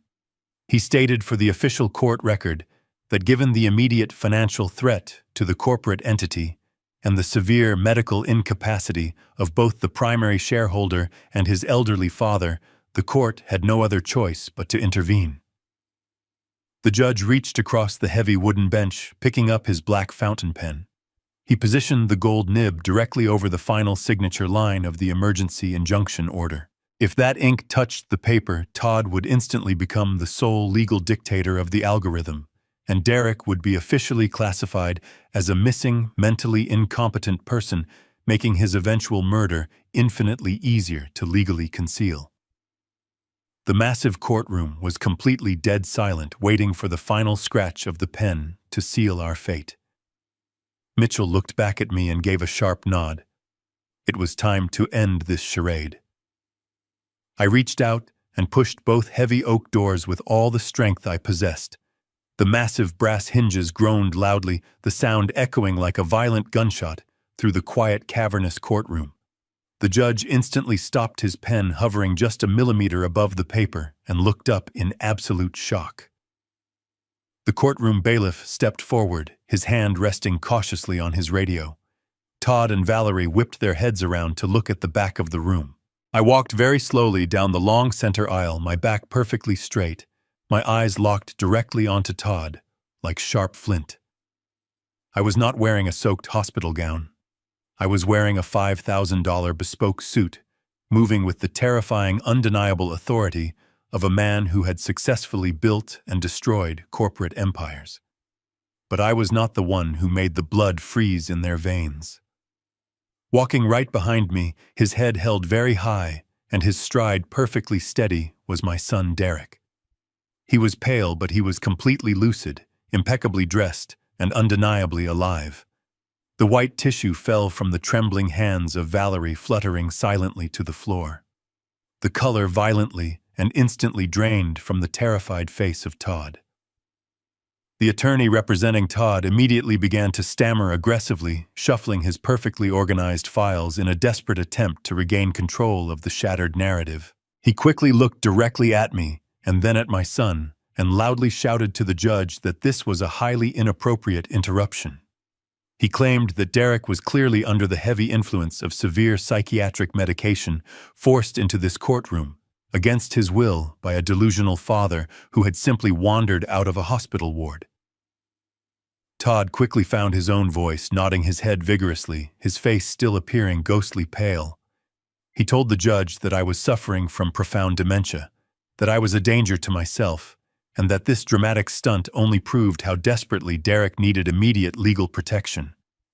They were clinging to their sinking ship with everything they had, hoping the sheer audacity of their lies would somehow overshadow the living, breathing truth standing right in front of them. The judge looked extremely displeased, raising his wooden gavel and demanding order in his courtroom, asking Mitchell to identify himself and explain this massive breach of judicial protocol. Mitchell did not flinch. He walked confidently past the plaintiff table, entirely ignoring the frantic objections of the opposing counsel. He introduced himself to the court, stating his name and his credentials as the legal representative for both Victor and Derek. He informed the judge that no legal documents needed to be signed today because the entire premise of this emergency hearing was built upon a foundation of criminal fraud, medical extortion, and premeditated attempted murder. The word murder hung in the cold air of the courtroom, completely silencing the frantic whispers of the opposing lawyers. The judge leaned forward over his heavy wooden bench. His eyes narrowed in deep skepticism, warning Mitchell that he was making extraordinarily severe accusations and had better possess the immediate physical evidence to back them up. Mitchell simply nodded. He unclasped his heavy leather briefcase and pulled out a small silver flash drive. He walked directly over to the clerk desk, politely requesting permission to use the courtroom multimedia system. The judge granted it with a curt wave of his hand. Mitchell plugged the small drive into the computer terminal.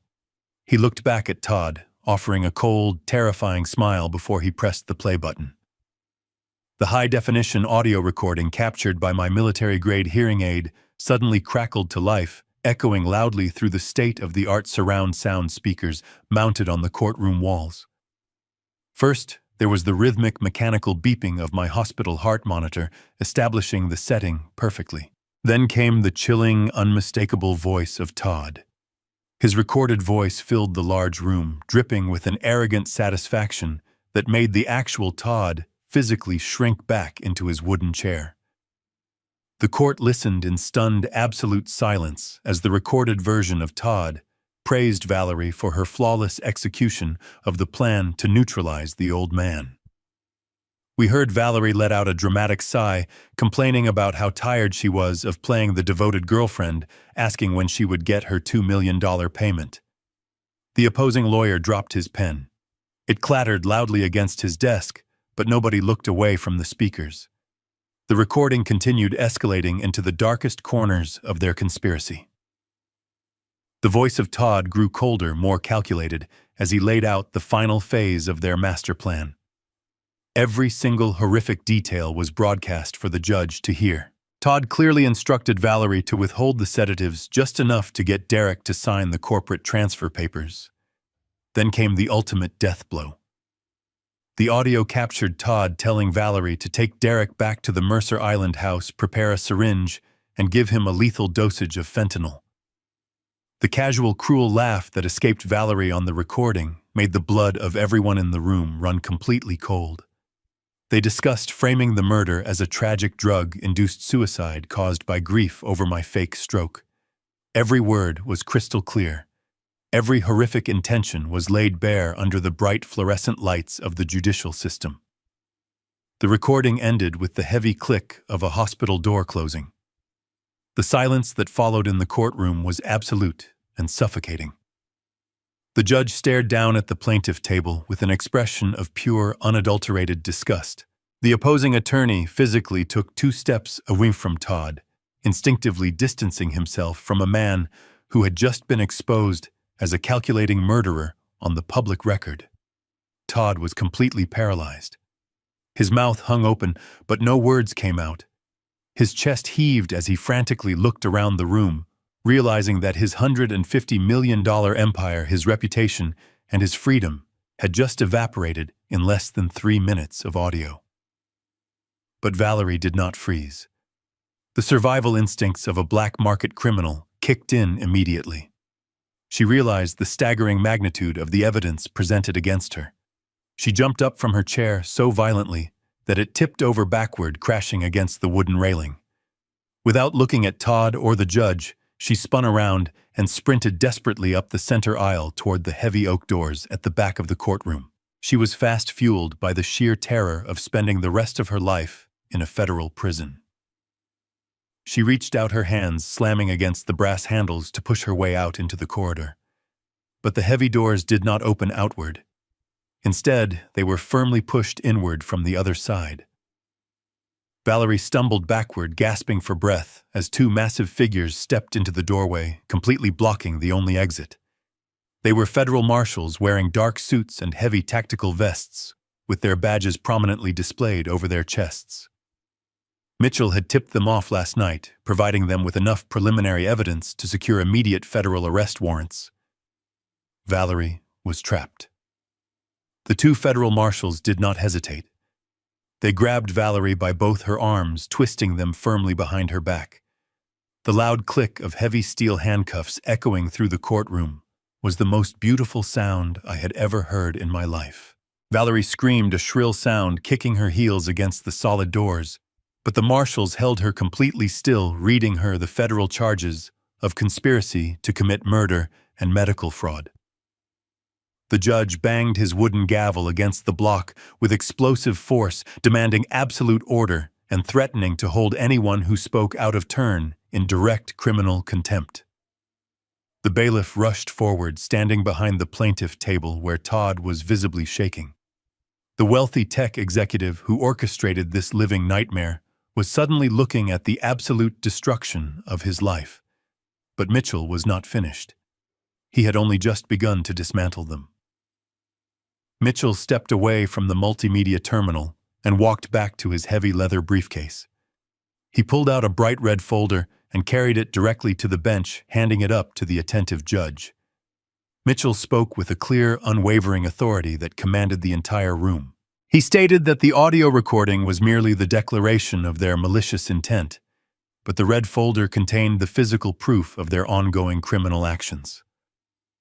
He told the court that inside that file was a comprehensive blood analysis conducted by a highly respected private toxicologist just 24 hours ago, immediately after we extracted Derek from the unauthorized medical facility. Mitchell explained that Valerie had not just been administering standard psychiatric sedatives to keep my son docile. He pointed directly at Todd and stated that they had been systematically poisoning him. The judge quickly opened the red folder, his sharp eyes scanning the dense medical data. Mitchell did not give him time to question the private report. He reached into his jacket pocket and produced a second sealed document, handing it to the court clerk to pass up to the bench. Mitchell proudly announced that this second document was a sworn affidavit from a senior medical examiner working directly for the Federal Bureau of Investigation. The federal examiner had independently reviewed the blood samples and the initial toxicologist report. Mitchell summarized the terrifying findings for the permanent public record. The chemicals flowing through the veins of my son included a rare illegal synthetic neurotoxin, specifically engineered to violently degrade human neural pathways and mimic the late stages of severe degenerative brain disease. Mitchell raised his voice, letting the sheer horror of the crime wash over the paralyzed courtroom. He declared that Todd and Valerie were actively engaged in the slow, premeditated murder of my son, using a hospital room as their personal execution chamber. Todd completely lost his mind. The terrifying reality of the forensic blood evidence shattered whatever fragile composure he had left. He leaped up from his heavy wooden chair, knocking it completely over onto the floor. He pointed a shaking, sweaty finger across the courtroom, directly at Valerie, who was still being firmly held by the federal marshals by the doors. Todd began to scream frantically, throwing the woman he had hired completely under the bus in a desperate attempt to save himself. He yelled to the judge that he had absolutely no idea she was using lethal neurotoxins. He swore under oath that he only hired her to keep Derek mildly sedated so they could get the corporate paperwork finalized. He claimed that Valerie was a rogue, psychotic nurse who had taken the plan entirely too far on her own. He pleaded with the judge, his voice cracking with genuine terror, swearing that he only wanted to secure the business deal with the military and that he never wanted anyone to be murdered. It was the exact confession we had been eagerly waiting for. In his blind panic to avoid a murder charge, Todd had just publicly admitted to corporate fraud conspiracy and the intentional drugging of his business partner. The judge stared at Todd with a look of absolute icy contempt, lifting his pen to sign the federal arrest warrants right there on the high bench. But I needed Todd to know that it was not just the law that had caught him. I needed him to know that the old helpless man he tried to destroy was the exact architect of his absolute ruin. I placed my hand gently on the shoulder of my son, letting him know I had this handled, and I slowly walked forward. I stepped past Mitchell and approached the central microphone standing on the wooden podium.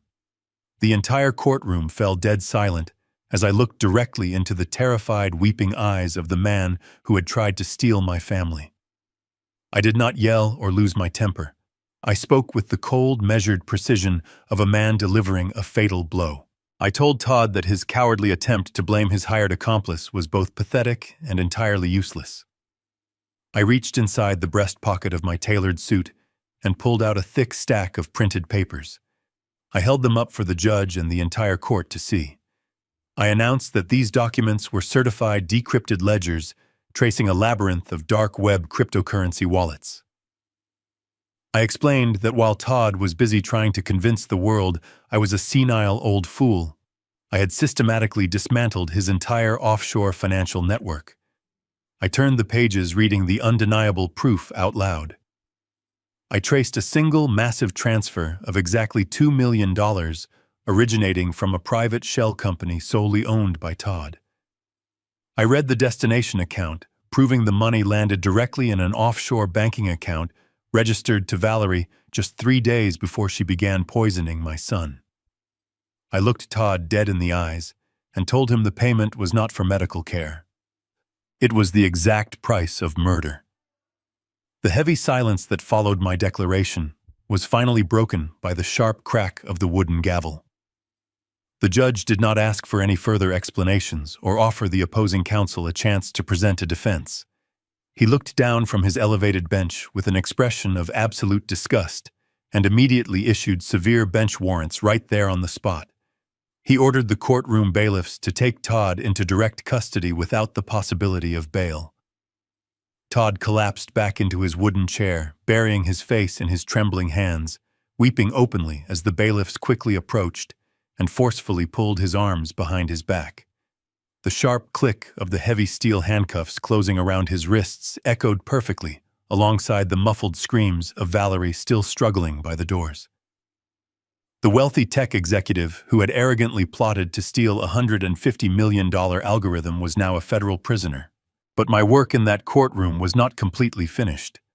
The financial mastermind was in chains, and the black market nurse was secured, but the medical professional who had willingly provided the legal ammunition for their horrific conspiracy was still breathing free air. I turned my gaze away from Todd and looked directly past the wooden railing, scanning the back rows of the public gallery. Sitting discreetly near the far wall wearing a pristine beige suit and holding an expensive leather briefcase on his lap was Dr. Eris Thorne.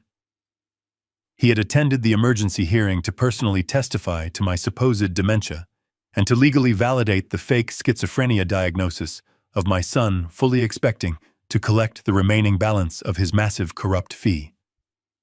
When my eyes locked onto his, the arrogant posture he held just moments ago vanished completely.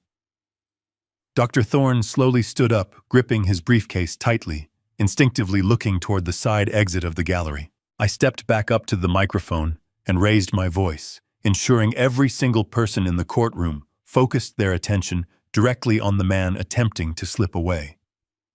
I addressed the judge once again, stating that the criminal conspiracy to murder my son could never have reached this advanced stage without the deliberate, malicious participation of a licensed medical professional. I pointed my finger straight at Dr. Thorne. The judge narrowed his eyes, immediately recognizing the man whose signature was plastered all over the fraudulent medical declarations sitting on his bench. Dr. Thorne froze in his tracks.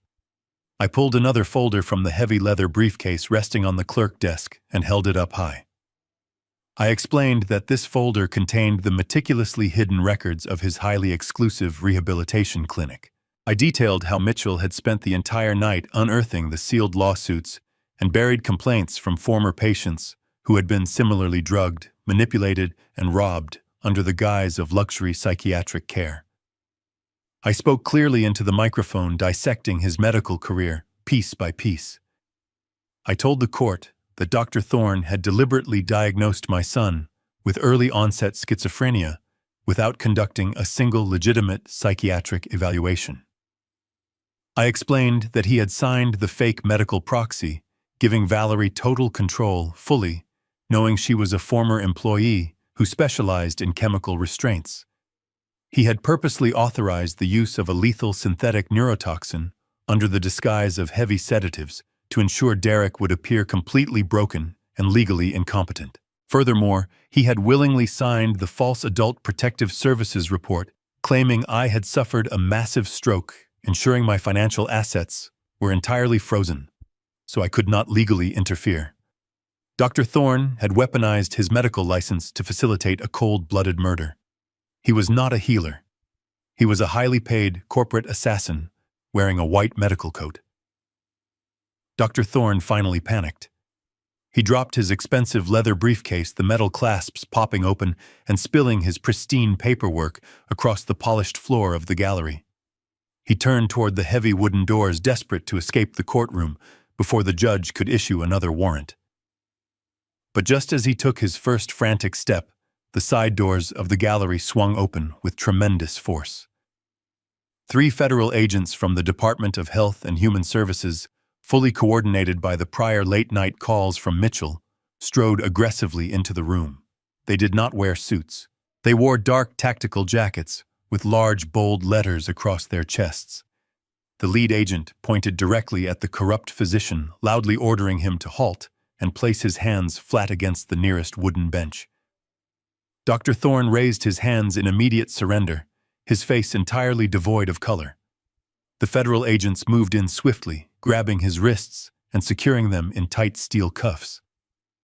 The lead agent read him his rights in a booming voice, officially charging him with massive federal healthcare fraud, the intentional falsification of legal medical records, and being a direct accessory to premeditated attempted murder. They forcefully marched him down the center aisle of the courtroom, parading him right past the plaintiff table, where Todd was still weeping in custody. The judge watched the entire procession, with a look of grim satisfaction, striking his gavel one more time to formally revoke every single medical credential attached to the name of Aris Thorne. I stood silently at the podium, feeling a profound wave of closure wash over my tired body. The entire corrupt network that had enabled this horrific abuse was now completely and systematically dismantled right in front of a completely stunned courtroom. The greedy business partner who wanted to steal an empire, the black market nurse who administered the poison, and the corrupt doctor who provided the legal shield were all in heavy steel chains. They had walked into this courtroom, expecting to easily bury a helpless son and his senile father. Instead, they had walked directly into a devastating, inescapable trap that stripped them of their wealth, their reputations, and their once completely untouchable freedom. The harsh click of the heavy steel handcuffs closing tightly around the wrists of Todd echoed through the cavernous courtroom like the final strike of an executioner. The bailiffs yanked him roughly to his feet, pulling his arms high behind his back. The violent physical restraint shattered the last remaining fragments of his arrogant facade. Todd was no longer the polished, untouchable executive in the bespoke suit. He was a broken, pathetic criminal facing the total collapse of his existence. He twisted his upper body, ignoring the commands of the federal officers, and locked his tear-filled eyes onto the face of my son. He began to beg. It was a loud, hysterical, sobbing display of absolute cowardice. Todd cried out to Derek, his voice cracking with panic, pleading with him to remember the early days of their friendship. He brought up the freezing nights they spent coding in their cramped garage, the shared meals when they were entirely broke, and the grand dreams they had built together. He weaponized their shared history, begging Derek to tell the judge that this was a terrible mistake that could be resolved privately without destroying their entire company. Derek stood completely still next to our polished wooden table. He did not turn away, and he did not show a single ounce of pity. He looked down at the man who had ordered his slow, agonizing death with absolute, chilling apathy. There was zero emotion in the dark eyes of my son. The chemicals had stripped away his physical strength, but the betrayal permanently severed his capacity to care about the man crying before him. Derek did not shout, and he did not offer a dramatic speech about vengeance or justice. His profound silence was infinitely more devastating than any words he could have spoken. He stared at Todd as if he were looking at a stranger, an irrelevant obstacle that had finally been removed from his path. Todd continued to sob, his pleas becoming more frantic and incoherent as the bailiffs began to drag him backward toward the holding cell doors. He screamed that he was sorry, that the money had blinded him, that he would give up his entire stake in the artificial intelligence algorithm if Derek would just drop the federal charges. But Todd did not possess the leverage to negotiate anymore. Mitchell Gallagher stepped forward, resting his hands on the edge of the plaintiff table where Todd had sat so confidently just an hour ago. Mitchell pulled a single crisp white document from his heavy leather briefcase and laid it flat on the polished wood. He spoke loudly enough for the entire courtroom and the judge to hear. Mitchell explained that the original founding corporate charter of their software startup contained a specific ironclad morality and criminal breach clause. It explicitly stated that if any managing partner was found actively engaging in felony criminal acts against the company or its primary shareholders, their equity and executive voting rights could be immediately and unilaterally terminated without financial compensation. Mitchell looked directly at Todd, whose eyes were wide with a new, distinct terror. Mitchell stated that attempted murder and federal wire fraud certainly qualified as a terminal breach of contract. Mitchell handed a silver pen to my son. It was not a pen taped to his hand by a black market nurse. It was a pen offered with respect, returning total agency and control back to the rightful owner. Derek took the pen. His hand did not shake. He leaned over the polished wooden table and pressed the metal nib against the bottom of the legal document. With smooth, deliberate strokes, Derek signed his name. It was a perfect, confident signature, entirely unlike the jagged drug-induced forgery Todd had submitted to the military. The moment the dark ink dried on the white paper, the financial execution of Todd was absolute and irreversible. He did not just lose his executive position. He was completely stripped of his 50% stake in the $150 million defense contract. His stock options were voided. His corporate assets were seized. Derek legally severed him from the empire they had built, leaving Todd devastatingly financially ruined. He would face a massive federal criminal trial without corporate funds to hire a competent defense attorney. He was going to federal prison as a completely broken, penniless man. The realization of his total financial annihilation hit Todd harder than the criminal charges. A guttural, agonizing scream ripped from his throat. It was the raw sound of a greedy man watching his entire universe burn to ashes. He thrashed violently against the bailiffs, screaming the name of my son in pure desperation, his expensive leather shoes sliding uselessly across the polished courtroom floor. The judge banged his wooden gavel rapidly, ordering the officers to remove the hysterical prisoner from his courtroom immediately.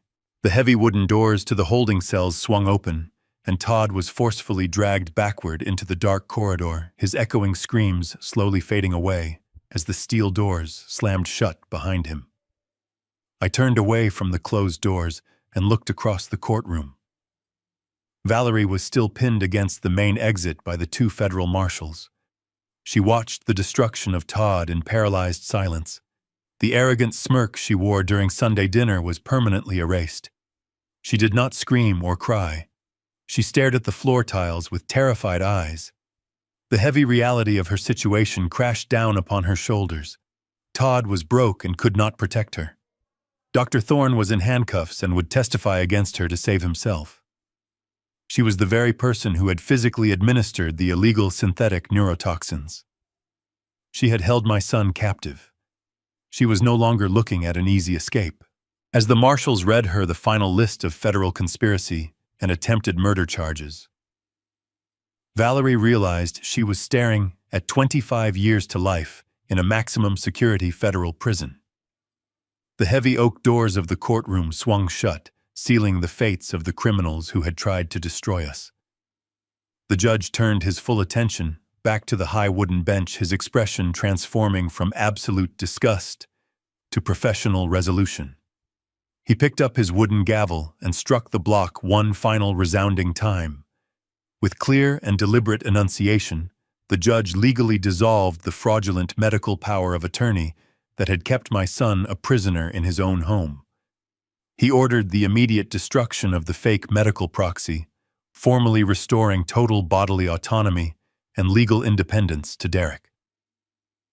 The nightmare of chemical restraints and forced compliance was officially over on the public record. Then the judge turned to the emergency financial injunctions.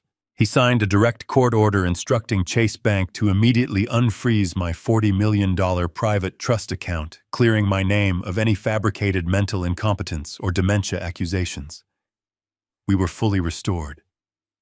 The legal web that Todd had so carefully spun was completely torn to shreds in a matter of hours. We thanked the judge for his swift execution of justice and turned to leave the silent courtroom. Walking down the long center aisle, I felt a profound weight lift from my shoulders. The heavy burden of fear, the terror of losing my only child to the dark greed of a trusted friend, evaporated. Derek walked beside me, his head held high, his steps growing more confident with every passing second. Mitchell Gallagher packed his heavy leather briefcase, clicking the brass locks shut with a satisfying snap. He joined us at the double doors, offering a rare, genuine smile of pure professional victory. We pushed through those doors and stepped out into the bustling marble corridors of the federal courthouse. But the chaos of the day was not entirely over.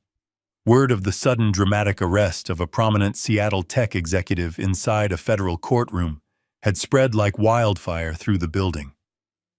The moment we stepped out of the elevators and into the massive ground floor lobby, A blinding sea of flashing camera lights swallowed us.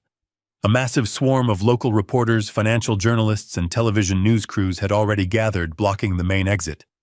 They thrust heavy microphones and digital voice recorders aggressively toward our faces, shouting overlapping questions about the corporate fraud, the federal warrants, and the sudden collapse of the highly anticipated software acquisition. The noise was absolutely deafening, a chaotic storm of flashing bulbs and frantic voices demanding immediate answers. Derek faltered for a fraction of a second. The bright lights and sudden aggressive noise were overwhelming for a man who had spent the last 3 weeks locked in a dark room, chemically suppressed, and fighting for his life. His breathing hitched, and he instinctively took a small half-step backward. I did not let him fall. I immediately stepped completely in front of him, raising my broad shoulders to create a physical wall between my son and the ravenous press. I wrapped my right arm firmly around his shoulders, pulling him close to my side, shielding his face from the blinding camera flashes. I glared directly into the lenses of the television cameras, with the cold, unyielding authority of a father who had just torn a criminal empire completely down to its foundations. I did not offer a single comment. I did not give them a soundbite or headline. I used my physical presence to silently communicate a single undeniable truth to the entire world watching. My son was absolutely safe. Our family was completely unbreakable, and no amount of money could ever sever the protective bond between us. Mitchell and the 2 ex-military private contractors moved swiftly, forming a tight defensive wedge around us. They aggressively pushed through the dense crowd of reporters, carving a clear path toward the heavy revolving glass doors. We burst out into the cold, refreshing Seattle air, leaving the chaotic shouting of the press behind us. The unmarked black utility van was idling at the curb, the side door already sliding open to receive us. We climbed quickly inside the heavy door, slamming shut, and instantly muting the frantic noise of the outside world. The van accelerated smoothly away from the courthouse, merging seamlessly into the busy afternoon traffic. The quiet interior of the van felt like an absolute sanctuary. I let out a long, shuddering breath, finally, allowing the immense adrenaline of the morning to slowly drain from my veins. Derek leaned his head back against the dark leather seat, closing his eyes. A faint, genuine smile graced his lips for the first time in almost a month. He was completely free. We rode in comfortable, victorious silence for several miles, watching the tall glass skyscrapers of the city fade into the background. Then Mitchell cleared his throat softly from the seat directly across from us. He reached down and opened his heavy leather briefcase one final time.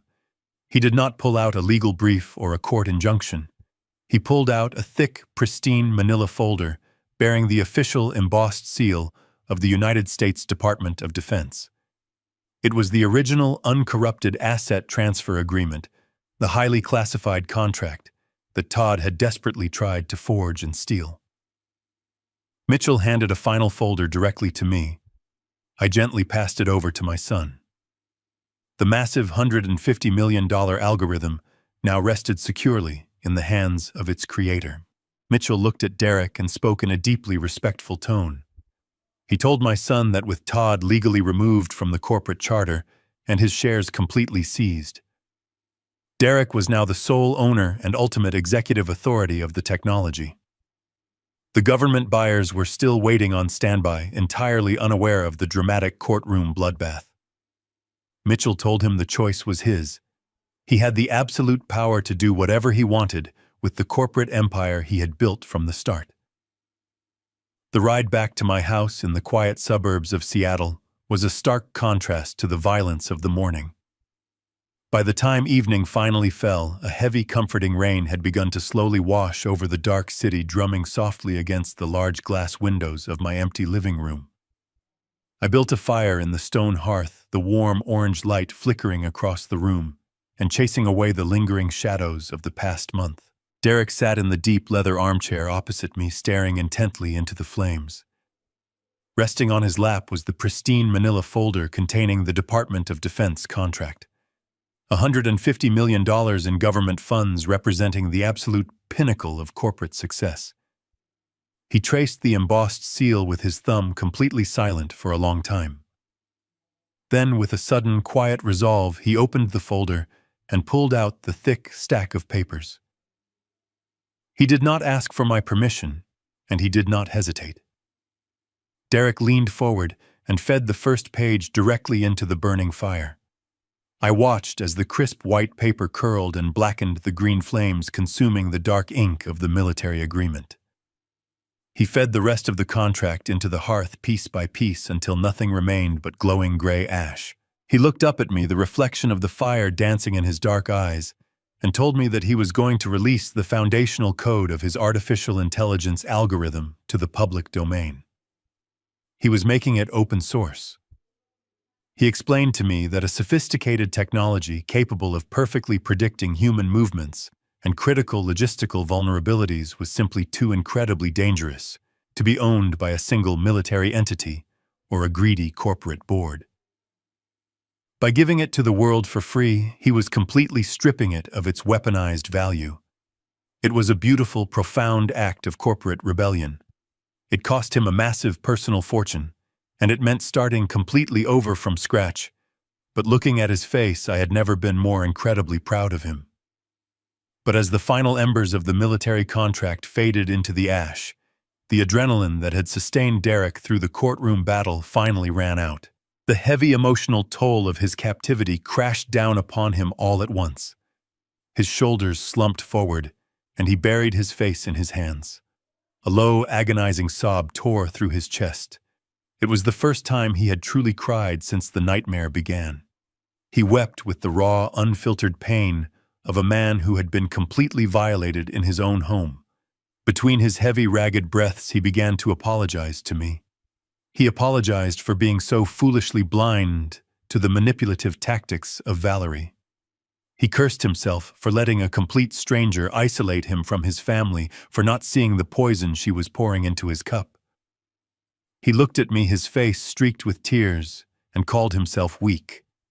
He said he should have fought harder when Todd first suggested the corporate buyout, that he should have seen the betrayal coming from his oldest friend.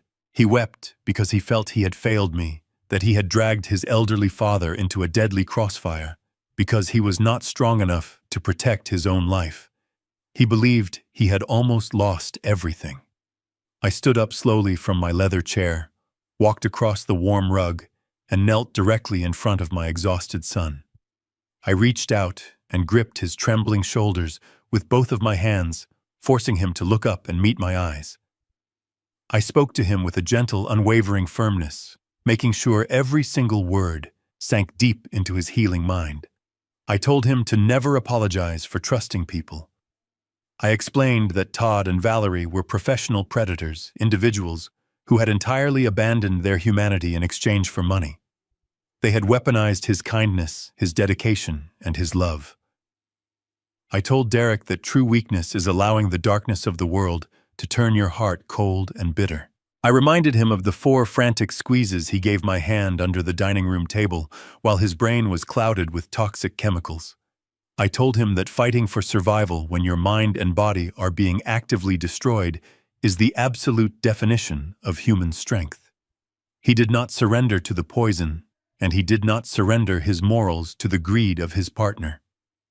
He survived the deepest darkness imaginable, and instead of seeking a violent revenge, he had just chosen to give his life work away to protect others. I pulled him into a tight embrace, resting my chin on his shoulder, holding him just as I did when he was a frightened little boy, waking up from a nightmare. I told him he was the strongest man I had ever known. He held on to me tightly, his sobbing slowly subsiding into quiet, rhythmic breathing as the warmth of the fire filled the quiet room. I stayed kneeling there for a very long time, quietly listening to the heavy rain against the glass, and I allowed my mind to slowly drift back through the long chapters of my life. I thought about my late wife, how fiercely she had loved our only son, and how incredibly proud she would be today. For decades, I had mistakenly believed that my corporate empire was my greatest legacy. I thought the massive amounts of money sitting in my private accounts was the ultimate measure of success. But holding my son in the quiet aftermath of our survival, I finally understood the truth. All the wealth in the world meant absolutely nothing if you did not have family. My greatest achievement was raising a son who fought to survive, chose kindness over wealth, and still knew how to ask his loving father for help. Exactly 1 week later, the heavy Seattle rain had finally cleared, leaving behind a crisp, cool Sunday evening. I stood in my kitchen, the same custom kitchen where this entire nightmare had begun, and flipped 2 thick cuts of steak on the cast-iron skillet. The rich, savory aroma of searing meat filled the warm air of the house. There were no fake, polished girlfriends sitting at my dining room table pouring expensive red wine. There were no greedy business partners lurking in the shadows, waiting to steal a lifetime of hard work. The house was wonderfully, profoundly quiet. It was the kind of deep, comforting silence that you only truly appreciate after you have survived a deafening storm. I transferred the perfectly cooked steaks onto 2 porcelain plates and carried them into the dining room. Derek was already sitting there pouring 2 glasses of sparkling water. The transformation in him over the past 7 days was nothing short of miraculous. The ghostly hollow pallor that had haunted his face was completely gone. His skin had regained its natural healthy color, and his dark eyes were bright, sharp, and entirely present. He was no longer the broken, heavily medicated hostage I had seen strapped to that bare mattress. He was my son again, strong and resilient. We sat down across from each other, unfolding our clean linen napkins. There were no hidden messages smeared in steak sauce tonight. There was only the simple, sacred act of sharing a meal together in absolute safety. As we ate in comfortable, peaceful silence, I looked at the young man sitting across from me and felt a profound sense of gratitude. If you are still listening to my story, I want you to remember the lessons we learned the hard way. The world can be an incredibly dangerous place, and the most terrifying monsters do not hide in the dark alleys or break through your windows in the middle of the night. Sometimes the most dangerous predators walk right through your front door wearing tailored suits and perfect sympathetic smiles. They camouflage themselves as devoted friends, brilliant business partners, or loving companions. They use your own kindness and your own trust as weapons against you. They rely on the polite boundaries of society, betting that you will be too polite to question their motives or too busy to notice the subtle changes in the people you love. You must never stop paying attention to your family. You must look past the surface and watch for the silent alarms. When the people you love suddenly change, when they become distant, confused, or isolated, do not simply accept the convenient explanations offered by the new people in their lip. Trust your gut. If your instincts are screaming that something is wrong, you must act. An unbreakable code of family means protecting each other when words fail. It means fighting for them when they are too weak to fight for themselves. True wealth is not measured by the size of your trust fund or the value of your corporate contracts. True wealth is having people in your life who will walk through absolute hell to bring you back into the light. Todd and Valerie believed they could easily dismantle our family because they worshipped money, and they assumed we were just as isolated and selfish as they were. They severely underestimated the devastating power of a father who simply refused to let go of his son. We finished our meal as the evening sun dipped below the horizon, casting a warm golden glow through the dining room windows. The atmosphere was triumphant, not because we had preserved a financial empire, but because we had preserved our souls. Derek pushed his empty plate forward and leaned back in his wooden chair. He did not look terrified or exhausted. He looked completely at peace. Then he did something that will stay with me for the rest of my life. He did not drop his hand into the dark shadows beneath the heavy oak table. He did not need to hide his actions or beg for a secret rescue anymore. Derek casually reached his right hand straight across the top of the polished wooden table right into the warm light. He rested his hand gently on top of mine. He did not squeeze 4 times in a frantic panic. He looked me directly in the eyes, his expression full of profound love and unwavering confidence, and he squeezed my hand exactly one time. A single firm squeeze. It was a new code. It did not mean he needed to be saved. It simply meant thank you. I smiled back at him, turning my hand over to warmly return the gentle grasp. The dark clouds that had gathered over our lives had finally broken. The corporate thieves were locked away in federal prison cells, their greedy ambitions permanently crushed. The poison was completely out of his system, and the heavy burden of the military weapon was gone from his conscience. We were just two men sitting in a quiet house ready to start the next chapter of our lives, with a clean slate and an unbreakable bond. The long, terrifying nightmare was finally over. Thank you so much for staying with me until the end of this journey. If this story resonated with you, if it reminded you to hold your loved ones a little closer and watch over them a little more carefully, please hit the like button and share it with someone who might need to hear it. Do not forget to subscribe to the channel for more true life stories of survival, justice, and family. Tell me in the comments below what you would have done if you were in my shoes. Would you have driven your car into that brick mailbox to save your child? Let us meet in the comments section. Until next time, stay vigilant. Trust your instincts and always protect the people you love.